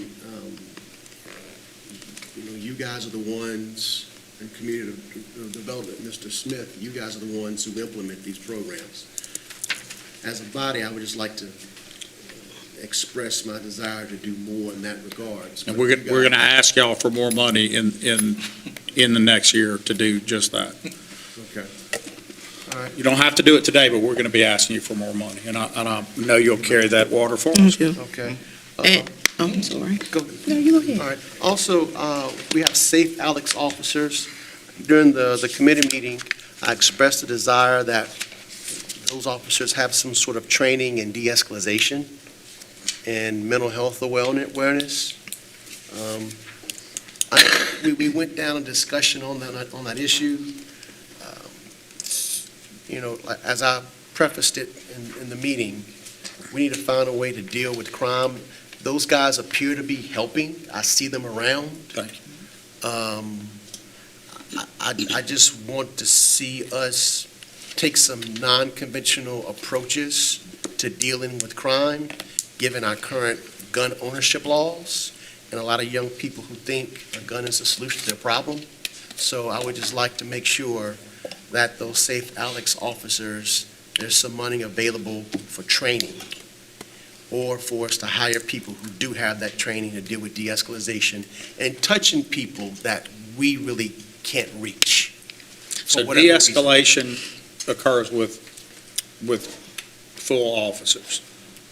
If a problem is happening with a CSO that requires a level of de-escalation that you're talking about, the contact would be for Sergeant Peppers to head, Lieutenant Peppers, excuse me, to head that way. He just made lieutenant. He would be heading that way. But they do receive training, as we pointed out. So they're not a gun toter, but they do receive training. And in some cases, they could, in theory, have been an officer before, so they have a lot more. But what we don't want to do is encourage non-post-certified officers to enter into a post-certified required moment. Our charter prohibits it, and so does common sense. But we do have 2 supervisors, Mr. Larverdane, in addition to the normal CSO, and we may do more that we're requiring to do some more for their pay, and we are still open to some additional things. And in essence, I just want us to try to reach people that you and I, people up here, may not know, but who are in the neighborhoods. And those officers really need to be plugged into the communities to know if there's some beef going on with somebody, can they talk it out?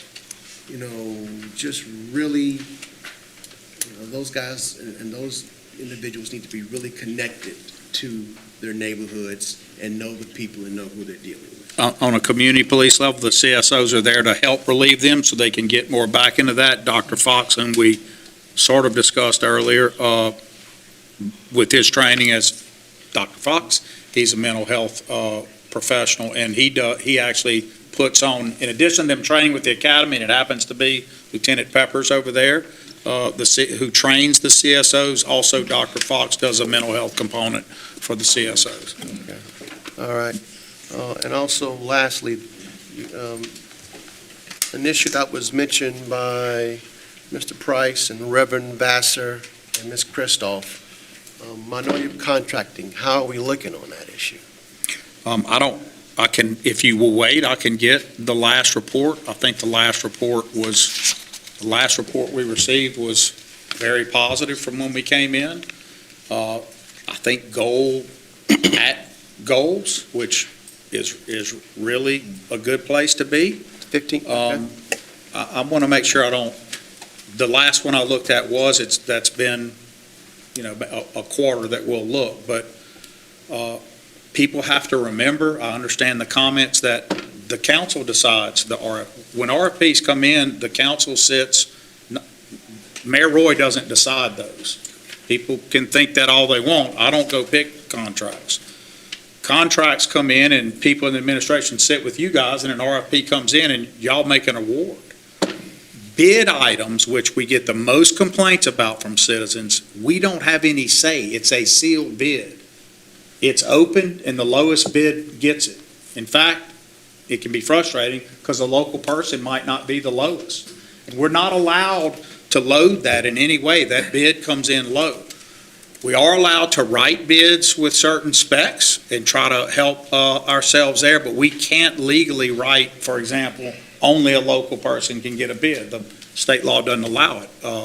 Those are governed by Title 38, and that can get tough because it frustrates when you guys have to award a bid to an out-of-towner when you see a perfectly good in-towner there and it's off by only X amount. On the RFP side, there are smaller amounts of purchase that can come in where they can call several people and then whoever's the lowest there. So it doesn't go to a sealed bid, but they have to make those calls. They're required to document those calls. They're very aware of Mr. Price, for example. He may not always win those bids. He gets very frustrated when he doesn't, but he may not win them. Someone else may get it. We've been asked before to carve out, if it's under a certain amount, let it be only go this way. And just the law doesn't allow, that would help us to be able to do that. For me, I want to keep it local, period. I'm willing to pay a tiny bit more for local because I can justify the tiny bit extra for local that I think will generate in the community more times. That dollar will turn if someone lives here more than it'll turn if they don't live here. So those are things that are important. I have no issues with, I don't always agree with what he thinks we're doing or not doing, but I respect this man, and I don't have a problem with what he's saying. His wife I brought back, and she is a consultant for the city right now, and has been for the years that I've been back, and was greatly needed. I respect the family, and I'll keep doing better. Mayor Roy, you mentioned you'll have to, for us to give you time to look at the report. I'm trying, they can hear me, so maybe someone's bringing it down, and that's what I would hope. I have a question about that. Ha-ha, the fairies upstairs. Okay, how often do you as the administration, you and your administration, look at that? So they're required by executive order and ordinance, wrote both of those, to give it to me quarterly. We have done some extras, and Mr. Goins and I will ask them, sometimes more than that, if there's some frustration about not getting the information. I think there was a lot of difficulty when we switched our banner model. We stayed in banner, but we've redone everything. I can tell y'all that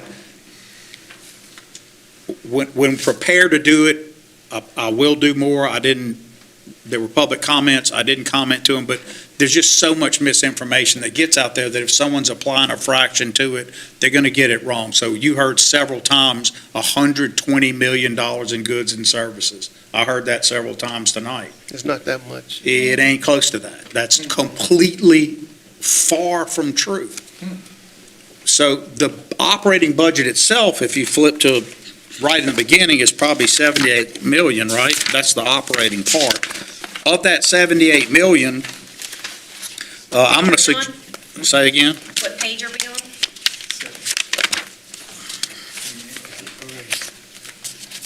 Maybe down a little, 70 million. What page? 70, I'm looking at page 18. Okay. Revenue and expenditure balance. So if the budget's between 70 and 75 million,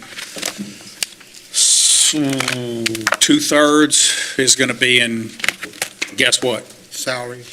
In French. Ben. So lop that out of it. You heard 120 million, I just showed you it's 70, they'll call it 75. Two-thirds is in ops and fringe. Y'all know my staff, you know my commitment to diversity there, you see them. So there's a part of my piece of my of my diversity and action plan, DIA there. Then you have to take the rest of what's left, which is, again, two-thirds went to that, of that number. And you then have to remove all bid items on both the capital and operating side, because I have no control over bid. So you see that the denominator is greatly shrinking away from 120 million. Where our controls are is you have to get a proper denominator. We constantly have to throw out different things. There could be an item in theory, and we struggle with this, Jonathan and I do, because we lead the staff on that. It's on us. Although there's a person in purchasing and all that, as Mr. Price pointed out, it comes down to me and the executive order, or him. And so when we push on that, there could be things, Malcolm, for example, if we're buying bullets, that's going to be bad because maybe that'd be a bid. If we're buying bullets and there's only one bullet company for police, right? Do you count that in the denominator or not? If there's no minority company in the world that sells them, does that belong in the denominator, which grows the percent by which the numerator looks at it? So if the numerator over the denominator gets you to 15, but you expand that, then your fraction, it goes off. And it's not fair to the administration or you. So we constantly have to look at it. I will not allow anything to call out. I put stuff in to make it probably hurts us. But there are things that can't go in the denominator because they're never going to be a product or thing that could be sold. So bid items go out. A lot of things y'all see are also pass-through, purchase of gas and all that stuff. That can way expand that denominator, and it's just not true. It's a pass-through. It doesn't belong in there. I think I have all that pretty well called, and I think the numbers that we have now are fairly accurate. We have divisions that do better than others, and some of that is not totally their fault. It's because the things they buy, there aren't persons to do it. The things where, for example, he can do a lot would be in basic business things that we have every day. The things that you have from your desk to computer things. That's a place where I would help. So that's all on the number side. As I heard someone say, the numbers, math is math. I said it too earlier. The other place where a DIA or DEI program, or if people don't like that term today for whatever reason, which doesn't make sense to me, but if we want to call it justice in general. The other place where you can make a huge difference is, and I heard him say it, is in capacity building. It's the outreach to tell people what you buy so that they can calculate, do I want to move a little of my business this way, or I'm already in that business, but I didn't know. So the outreach portion, or what we call the capacity side, is the place where I think we can do more. We were rocking and rolling for a couple of years. I think that, in fact, there was Tyra Wicker, whom you may know, was a former councilwoman in Baton Rouge, did something tomorrow, is doing a program tomorrow out at the air park. I would encourage people to go. She's doing it from 11:30 to 1, and that's at the air park tomorrow. And it is going to be a seminar on doing business with the city of Alexandria, with cities, but she's going to be specific, city of Alexandria. She didn't coordinate through us. She didn't have to. She's a professional, knows what she's doing. But that'll be going on tomorrow. She asked me to come out and do a presentation with that condensed of a review. I told her I'll sponsor her to come back and do another one. The one I would do, I've done. I think Mr. Price was there. I do one on how you do business with the city. What are the pitfalls? What are the things they're looking for? And I do one on Article 7. So I do one on Malcolm compliance with Article 7. I have my own PowerPoint I've developed. It's a pretty in-depth presentation. And that's where we are today. I see the report hasn't come down yet.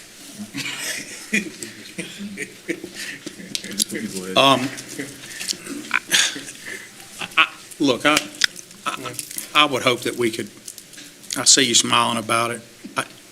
We just have to learn to trust each other a little more than that. My appointment for that is Stacy West. She is out, and you know why.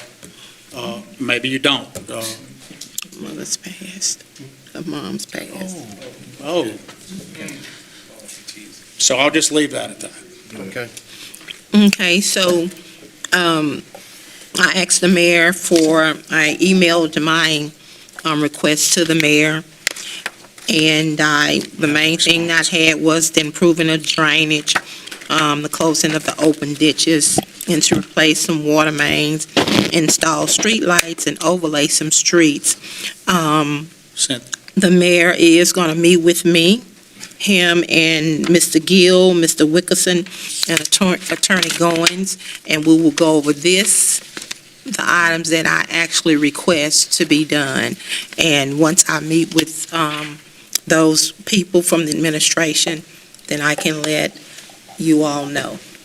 Ms. Perry, your item is, you have 1.455 in carryover, streets, drainage, sidewalk repairs. That's 187 on the budget for anybody looking. You have a new $500,000 in 2020 and 26-27. I got it right here. This is $2 million for that. This is kind of what I was telling Mr. Lawverton earlier. You could add it to 4. It doesn't mean we can move them.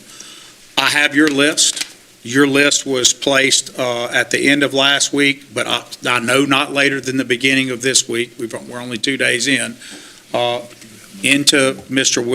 Wilkinson's hands and asked to do a modeling of every one of them on your list and give you a most need all the way down. They are doing it right now, and I'm positive that's happening, right? Yes, sir. Also, there's a separate capital budget for ditch closures. Yeah, I'm doing it under street drainage. There's a separate one for ditch closures. So yours is, I'm sorry, I told you the larger one.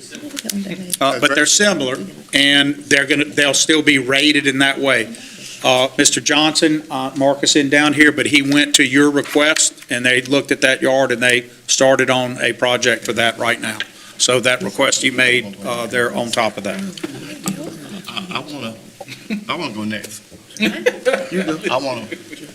I wanna ask, I wanna talk. So we had the budget, on Wednesday of last week. And I'm gonna address what, was said earlier. It's frustrating, and Cynthia and I talked about this, I haven't had a street paved yet. I have Vance, I think Houston and Dallas, that's on the capital program. Now, since then, I got pulled from that district, that they're no longer mine, but they're still in the queue, so to speak. So what I did, I have 2 meetings a month. One is in Shenandoah and one is in Morton Park. And I speak to them every month. Those are good home neighborhood meetings. Deerfield do not have one. At the time, I have someone from Deerfield coming over to Shenandoah because they said years ago someone fell out with someone else years ago. In these meetings, I tell them my priorities. So I had a reverend that drives a school bus on Culpeper, and he actually have to put his wheel on the opposite side of the yellow line to save those kids when he got off the bus.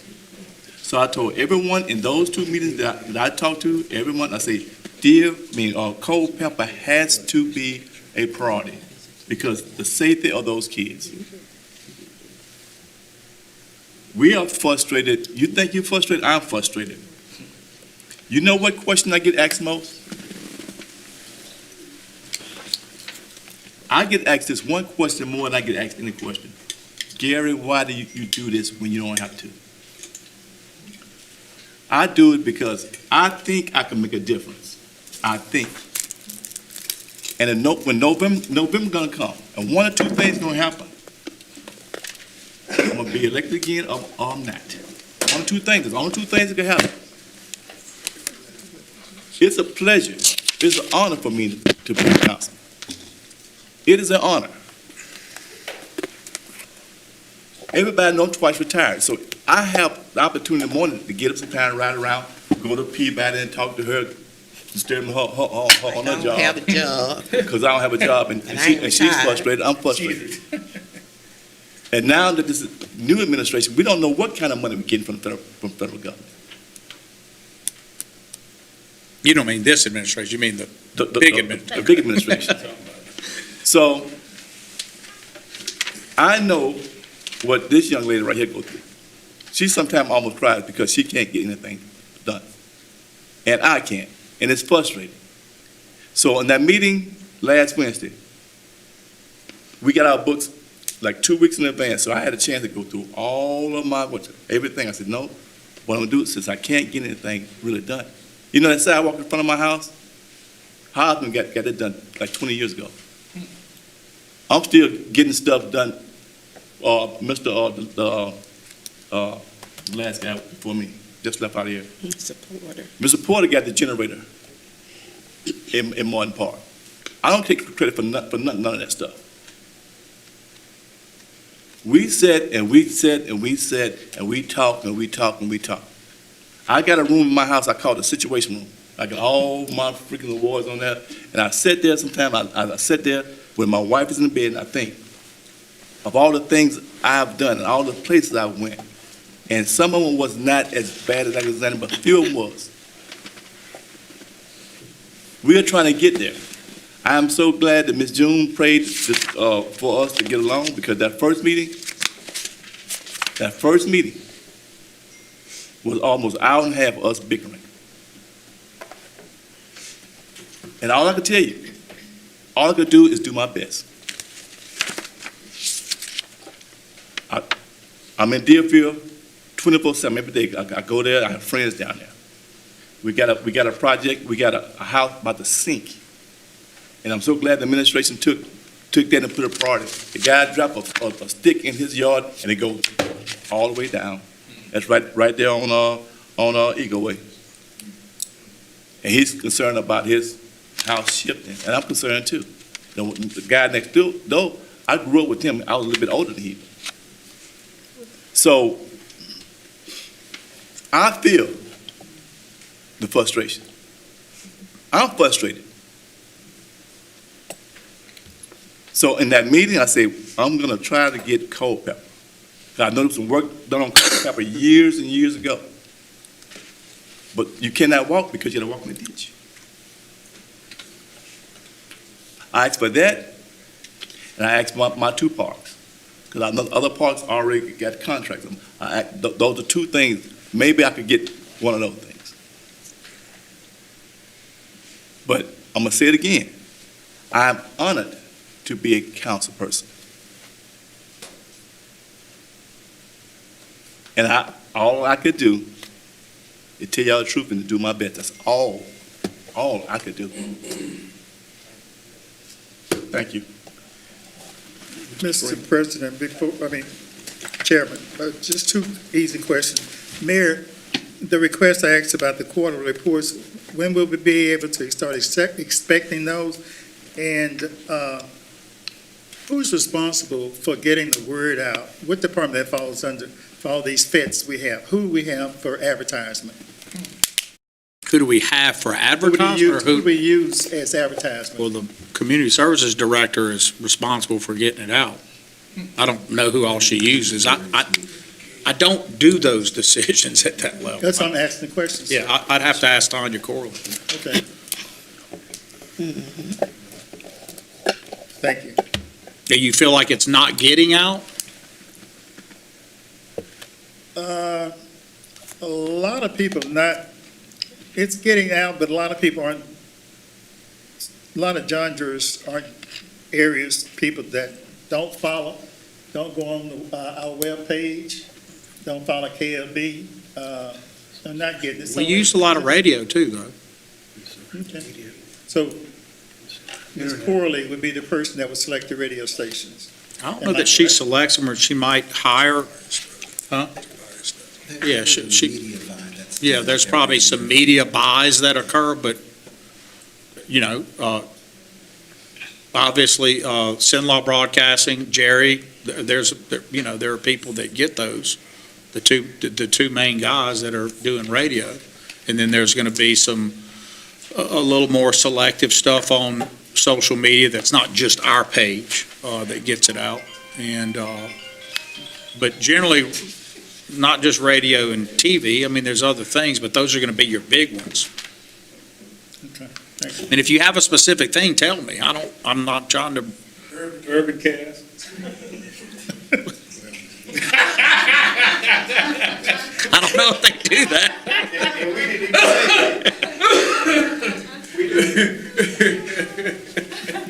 Is that who you were talking about? I didn't say Urban Cast. If you want to put it to Urban Cast, a lot of people who don't get news from us, from us, the city of Alexandria do use Urban Cast. So I was just asking how was the selection of the media output, that's all. Okay, thank you. Including Urban Cast. Do you want to leave? Do you want to? All right.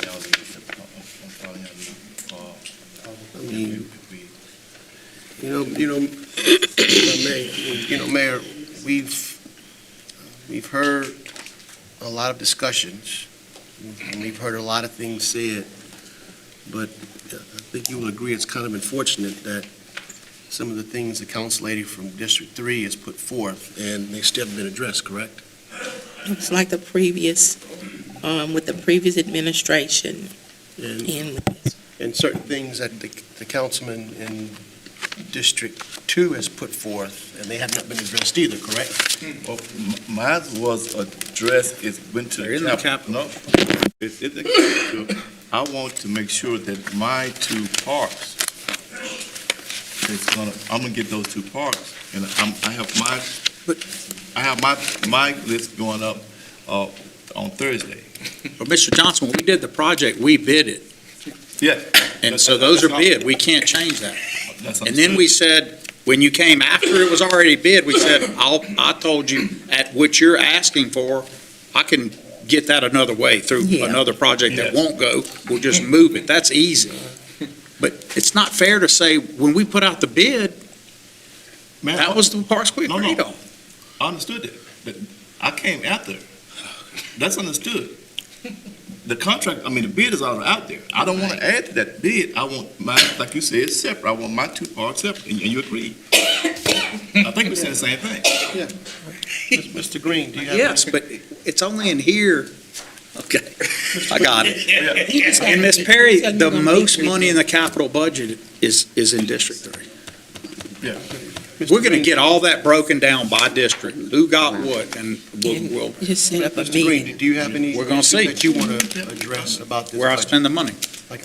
As council at large, I piggyback on everybody. I'm contacted by everybody in the city, and I try to follow through, going to each council person's district, Ms. Lizzie, Mr. Johnson, Ms. Perry, as well as yours, and as well as Mr. Fowler.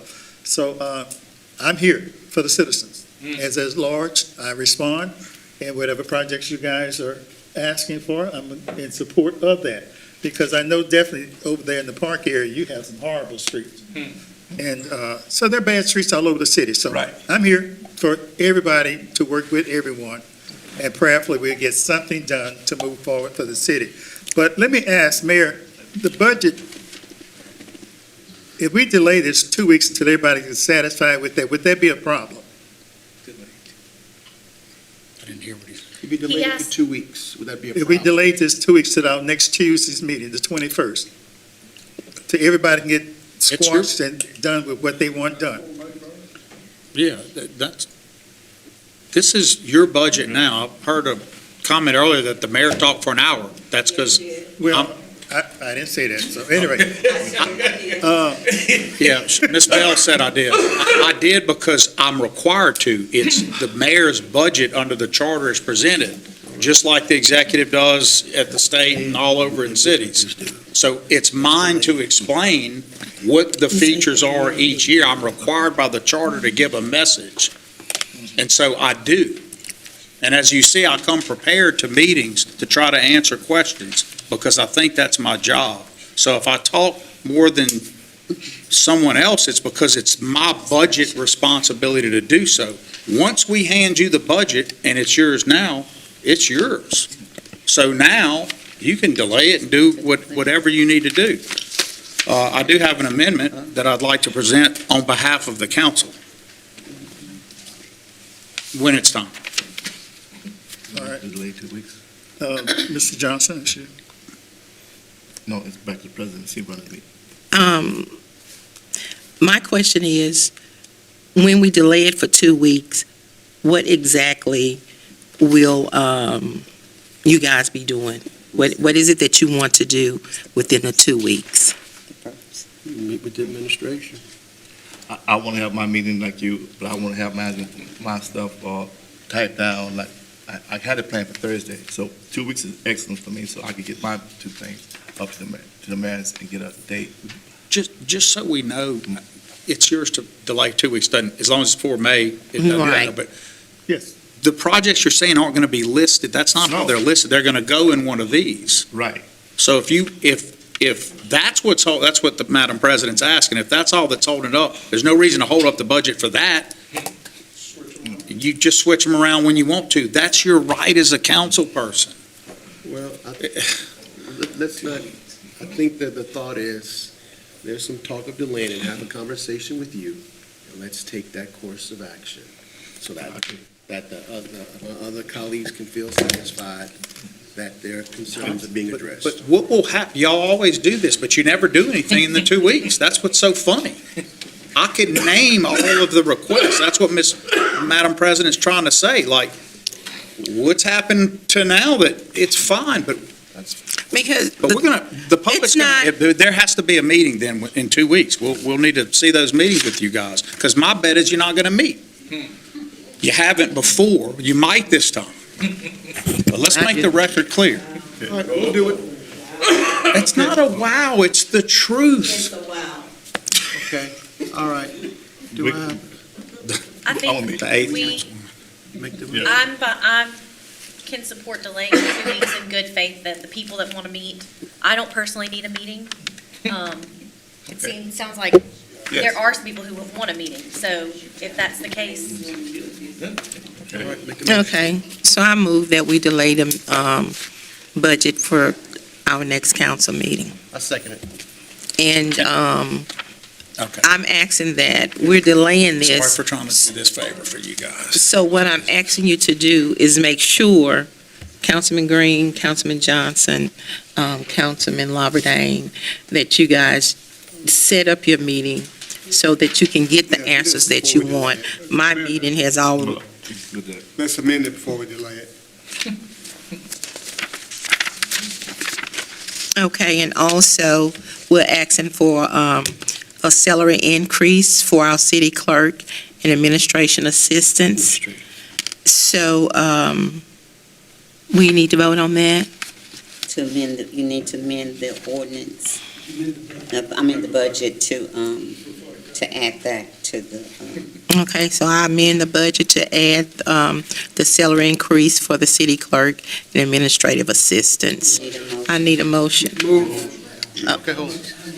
7%. 7%. 5. 7. 7. You choked on that, Jim? Technically, if you amend the line item for their salaries, Mhm. you also, the finance director will have to make an amendment on their pension line. Okay. Okay. So it's two. related to it. So we're agreeing to include this within the budget. but we'll Yeah. Delay the passing of the budget for 2 weeks. This is this It's is up- a substitute motion to consider the one amendment Ms. Perry is making for your two staff members. Okay, all right. And it just consists of two line items. Okay. One's a salary and the others are the. Benefits, pension. So the So motion, the the motion motion- I'll articulate for one of you to adopt, it would be a motion to amend the salaries as indicated, the letter from the president, received by the mayor today, And who motion? and all fringe and other benefits attendant thereto. All right, motion by, okay.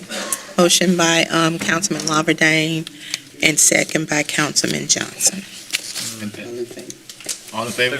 All in favor? Any opposed? Motion carried. And now y'all can do the motion. The to delay. motion to delay. Need a motion to delay the budget. Motion by Councilman Fowles. Second. Second by Councilman Lawberdane. 2 weeks. In 2 weeks. All in favor? Aye. Any opposed? Motion carried. Okay. Okay, number 15, adopting levy millage rates for the city of Alexandria for 2026. Motion, please. Second. Second. Motion by Councilman Fowler, second by Councilwoman Felter. Public comment. Public comments, discussion. It sounds All like, in- okay, it sounds like these millage rates are the same for last year. Nothing changed. They're on the same. Nothing changed. Okay, And they're included already in the budget. okay. All in favor? Aye. Any opposed? Motion carried. I do know, so takes a roll call. Takes a roll call? For the millage? Correct. Okay. Mr. Fowler? Yes. Mr. Villard? Yes. Mr. Lawberdane? Yes. Ms. Perry? Yes. Mr. Johnson? Yes. Ms. Felter? Yes. Mr. Green? Yes, yes. Okay, Madam President, you have 6 yeses and 1 absent. Wait. Mr. Valori? Yes. Yes. Motion carried. Put that he's in the back. Okay. Number 16, to consider final adoption of an ordinance rescinding ordinance 178, 2024, that authorized the mayor to enter into an intergovernmental agreement between the city of Alexandria and Greater Alexandria Economic Development Authority, Gator District, for the purpose of cooperative economic development, general service related agreement, and addendum, and otherwise provide with respect thereto. I'd like the matter to be delayed for 2 weeks. Okay, motion by Mr. Lawberdane to Delay for 2 weeks. Second. Second by Councilman Johnson. Public comments, Yeah, still have public. discussion. All in favor? Oh,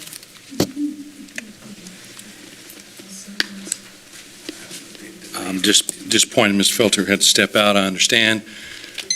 Given the previous discussion in the committee meeting, I think it's disingenuous of this council to encourage a sit-down meeting between the leadership of GATA and the administration when they have not fully seated the GATA board. I'd like to make my appeal to Mr. Villard, Councilperson Lizzie Felter, to fill their commissioner seats as soon as possible, end the tacit embargo of GATA, allow them to be fully functional, fulfill their mission of economic development in the community, and give us a full slate of commissioners to do that work.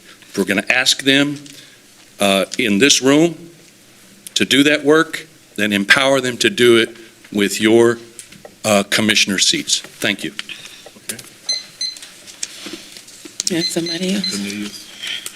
Mr. White? Are y'all delaying this? Yeah. I'm just Yes. asking. Yes. Yes. So can we speak on it in 2 weeks? Yes. Yes. Okay, Thank you, Jesus. okay. Discussion, all in favor? Any opposed? Motion carried. Number 17, to consider final adoption of an ordinance to redesign and reconstruct Cheatham Park to include include a new baseball field with locker rooms, weight rooms, dugout, batting cage, along with a parking lot that includes tailgating for recreational vehicles. Motion, please. Move. Second. Second. Motion by Councilman Lawberdane, second by Councilman Johnson. Public comments, Mr. White. Yes, ma'am, Madam President. Thank you, ma'am. You're welcome. Again, I am Mr. Cornelius Lawson White Jr.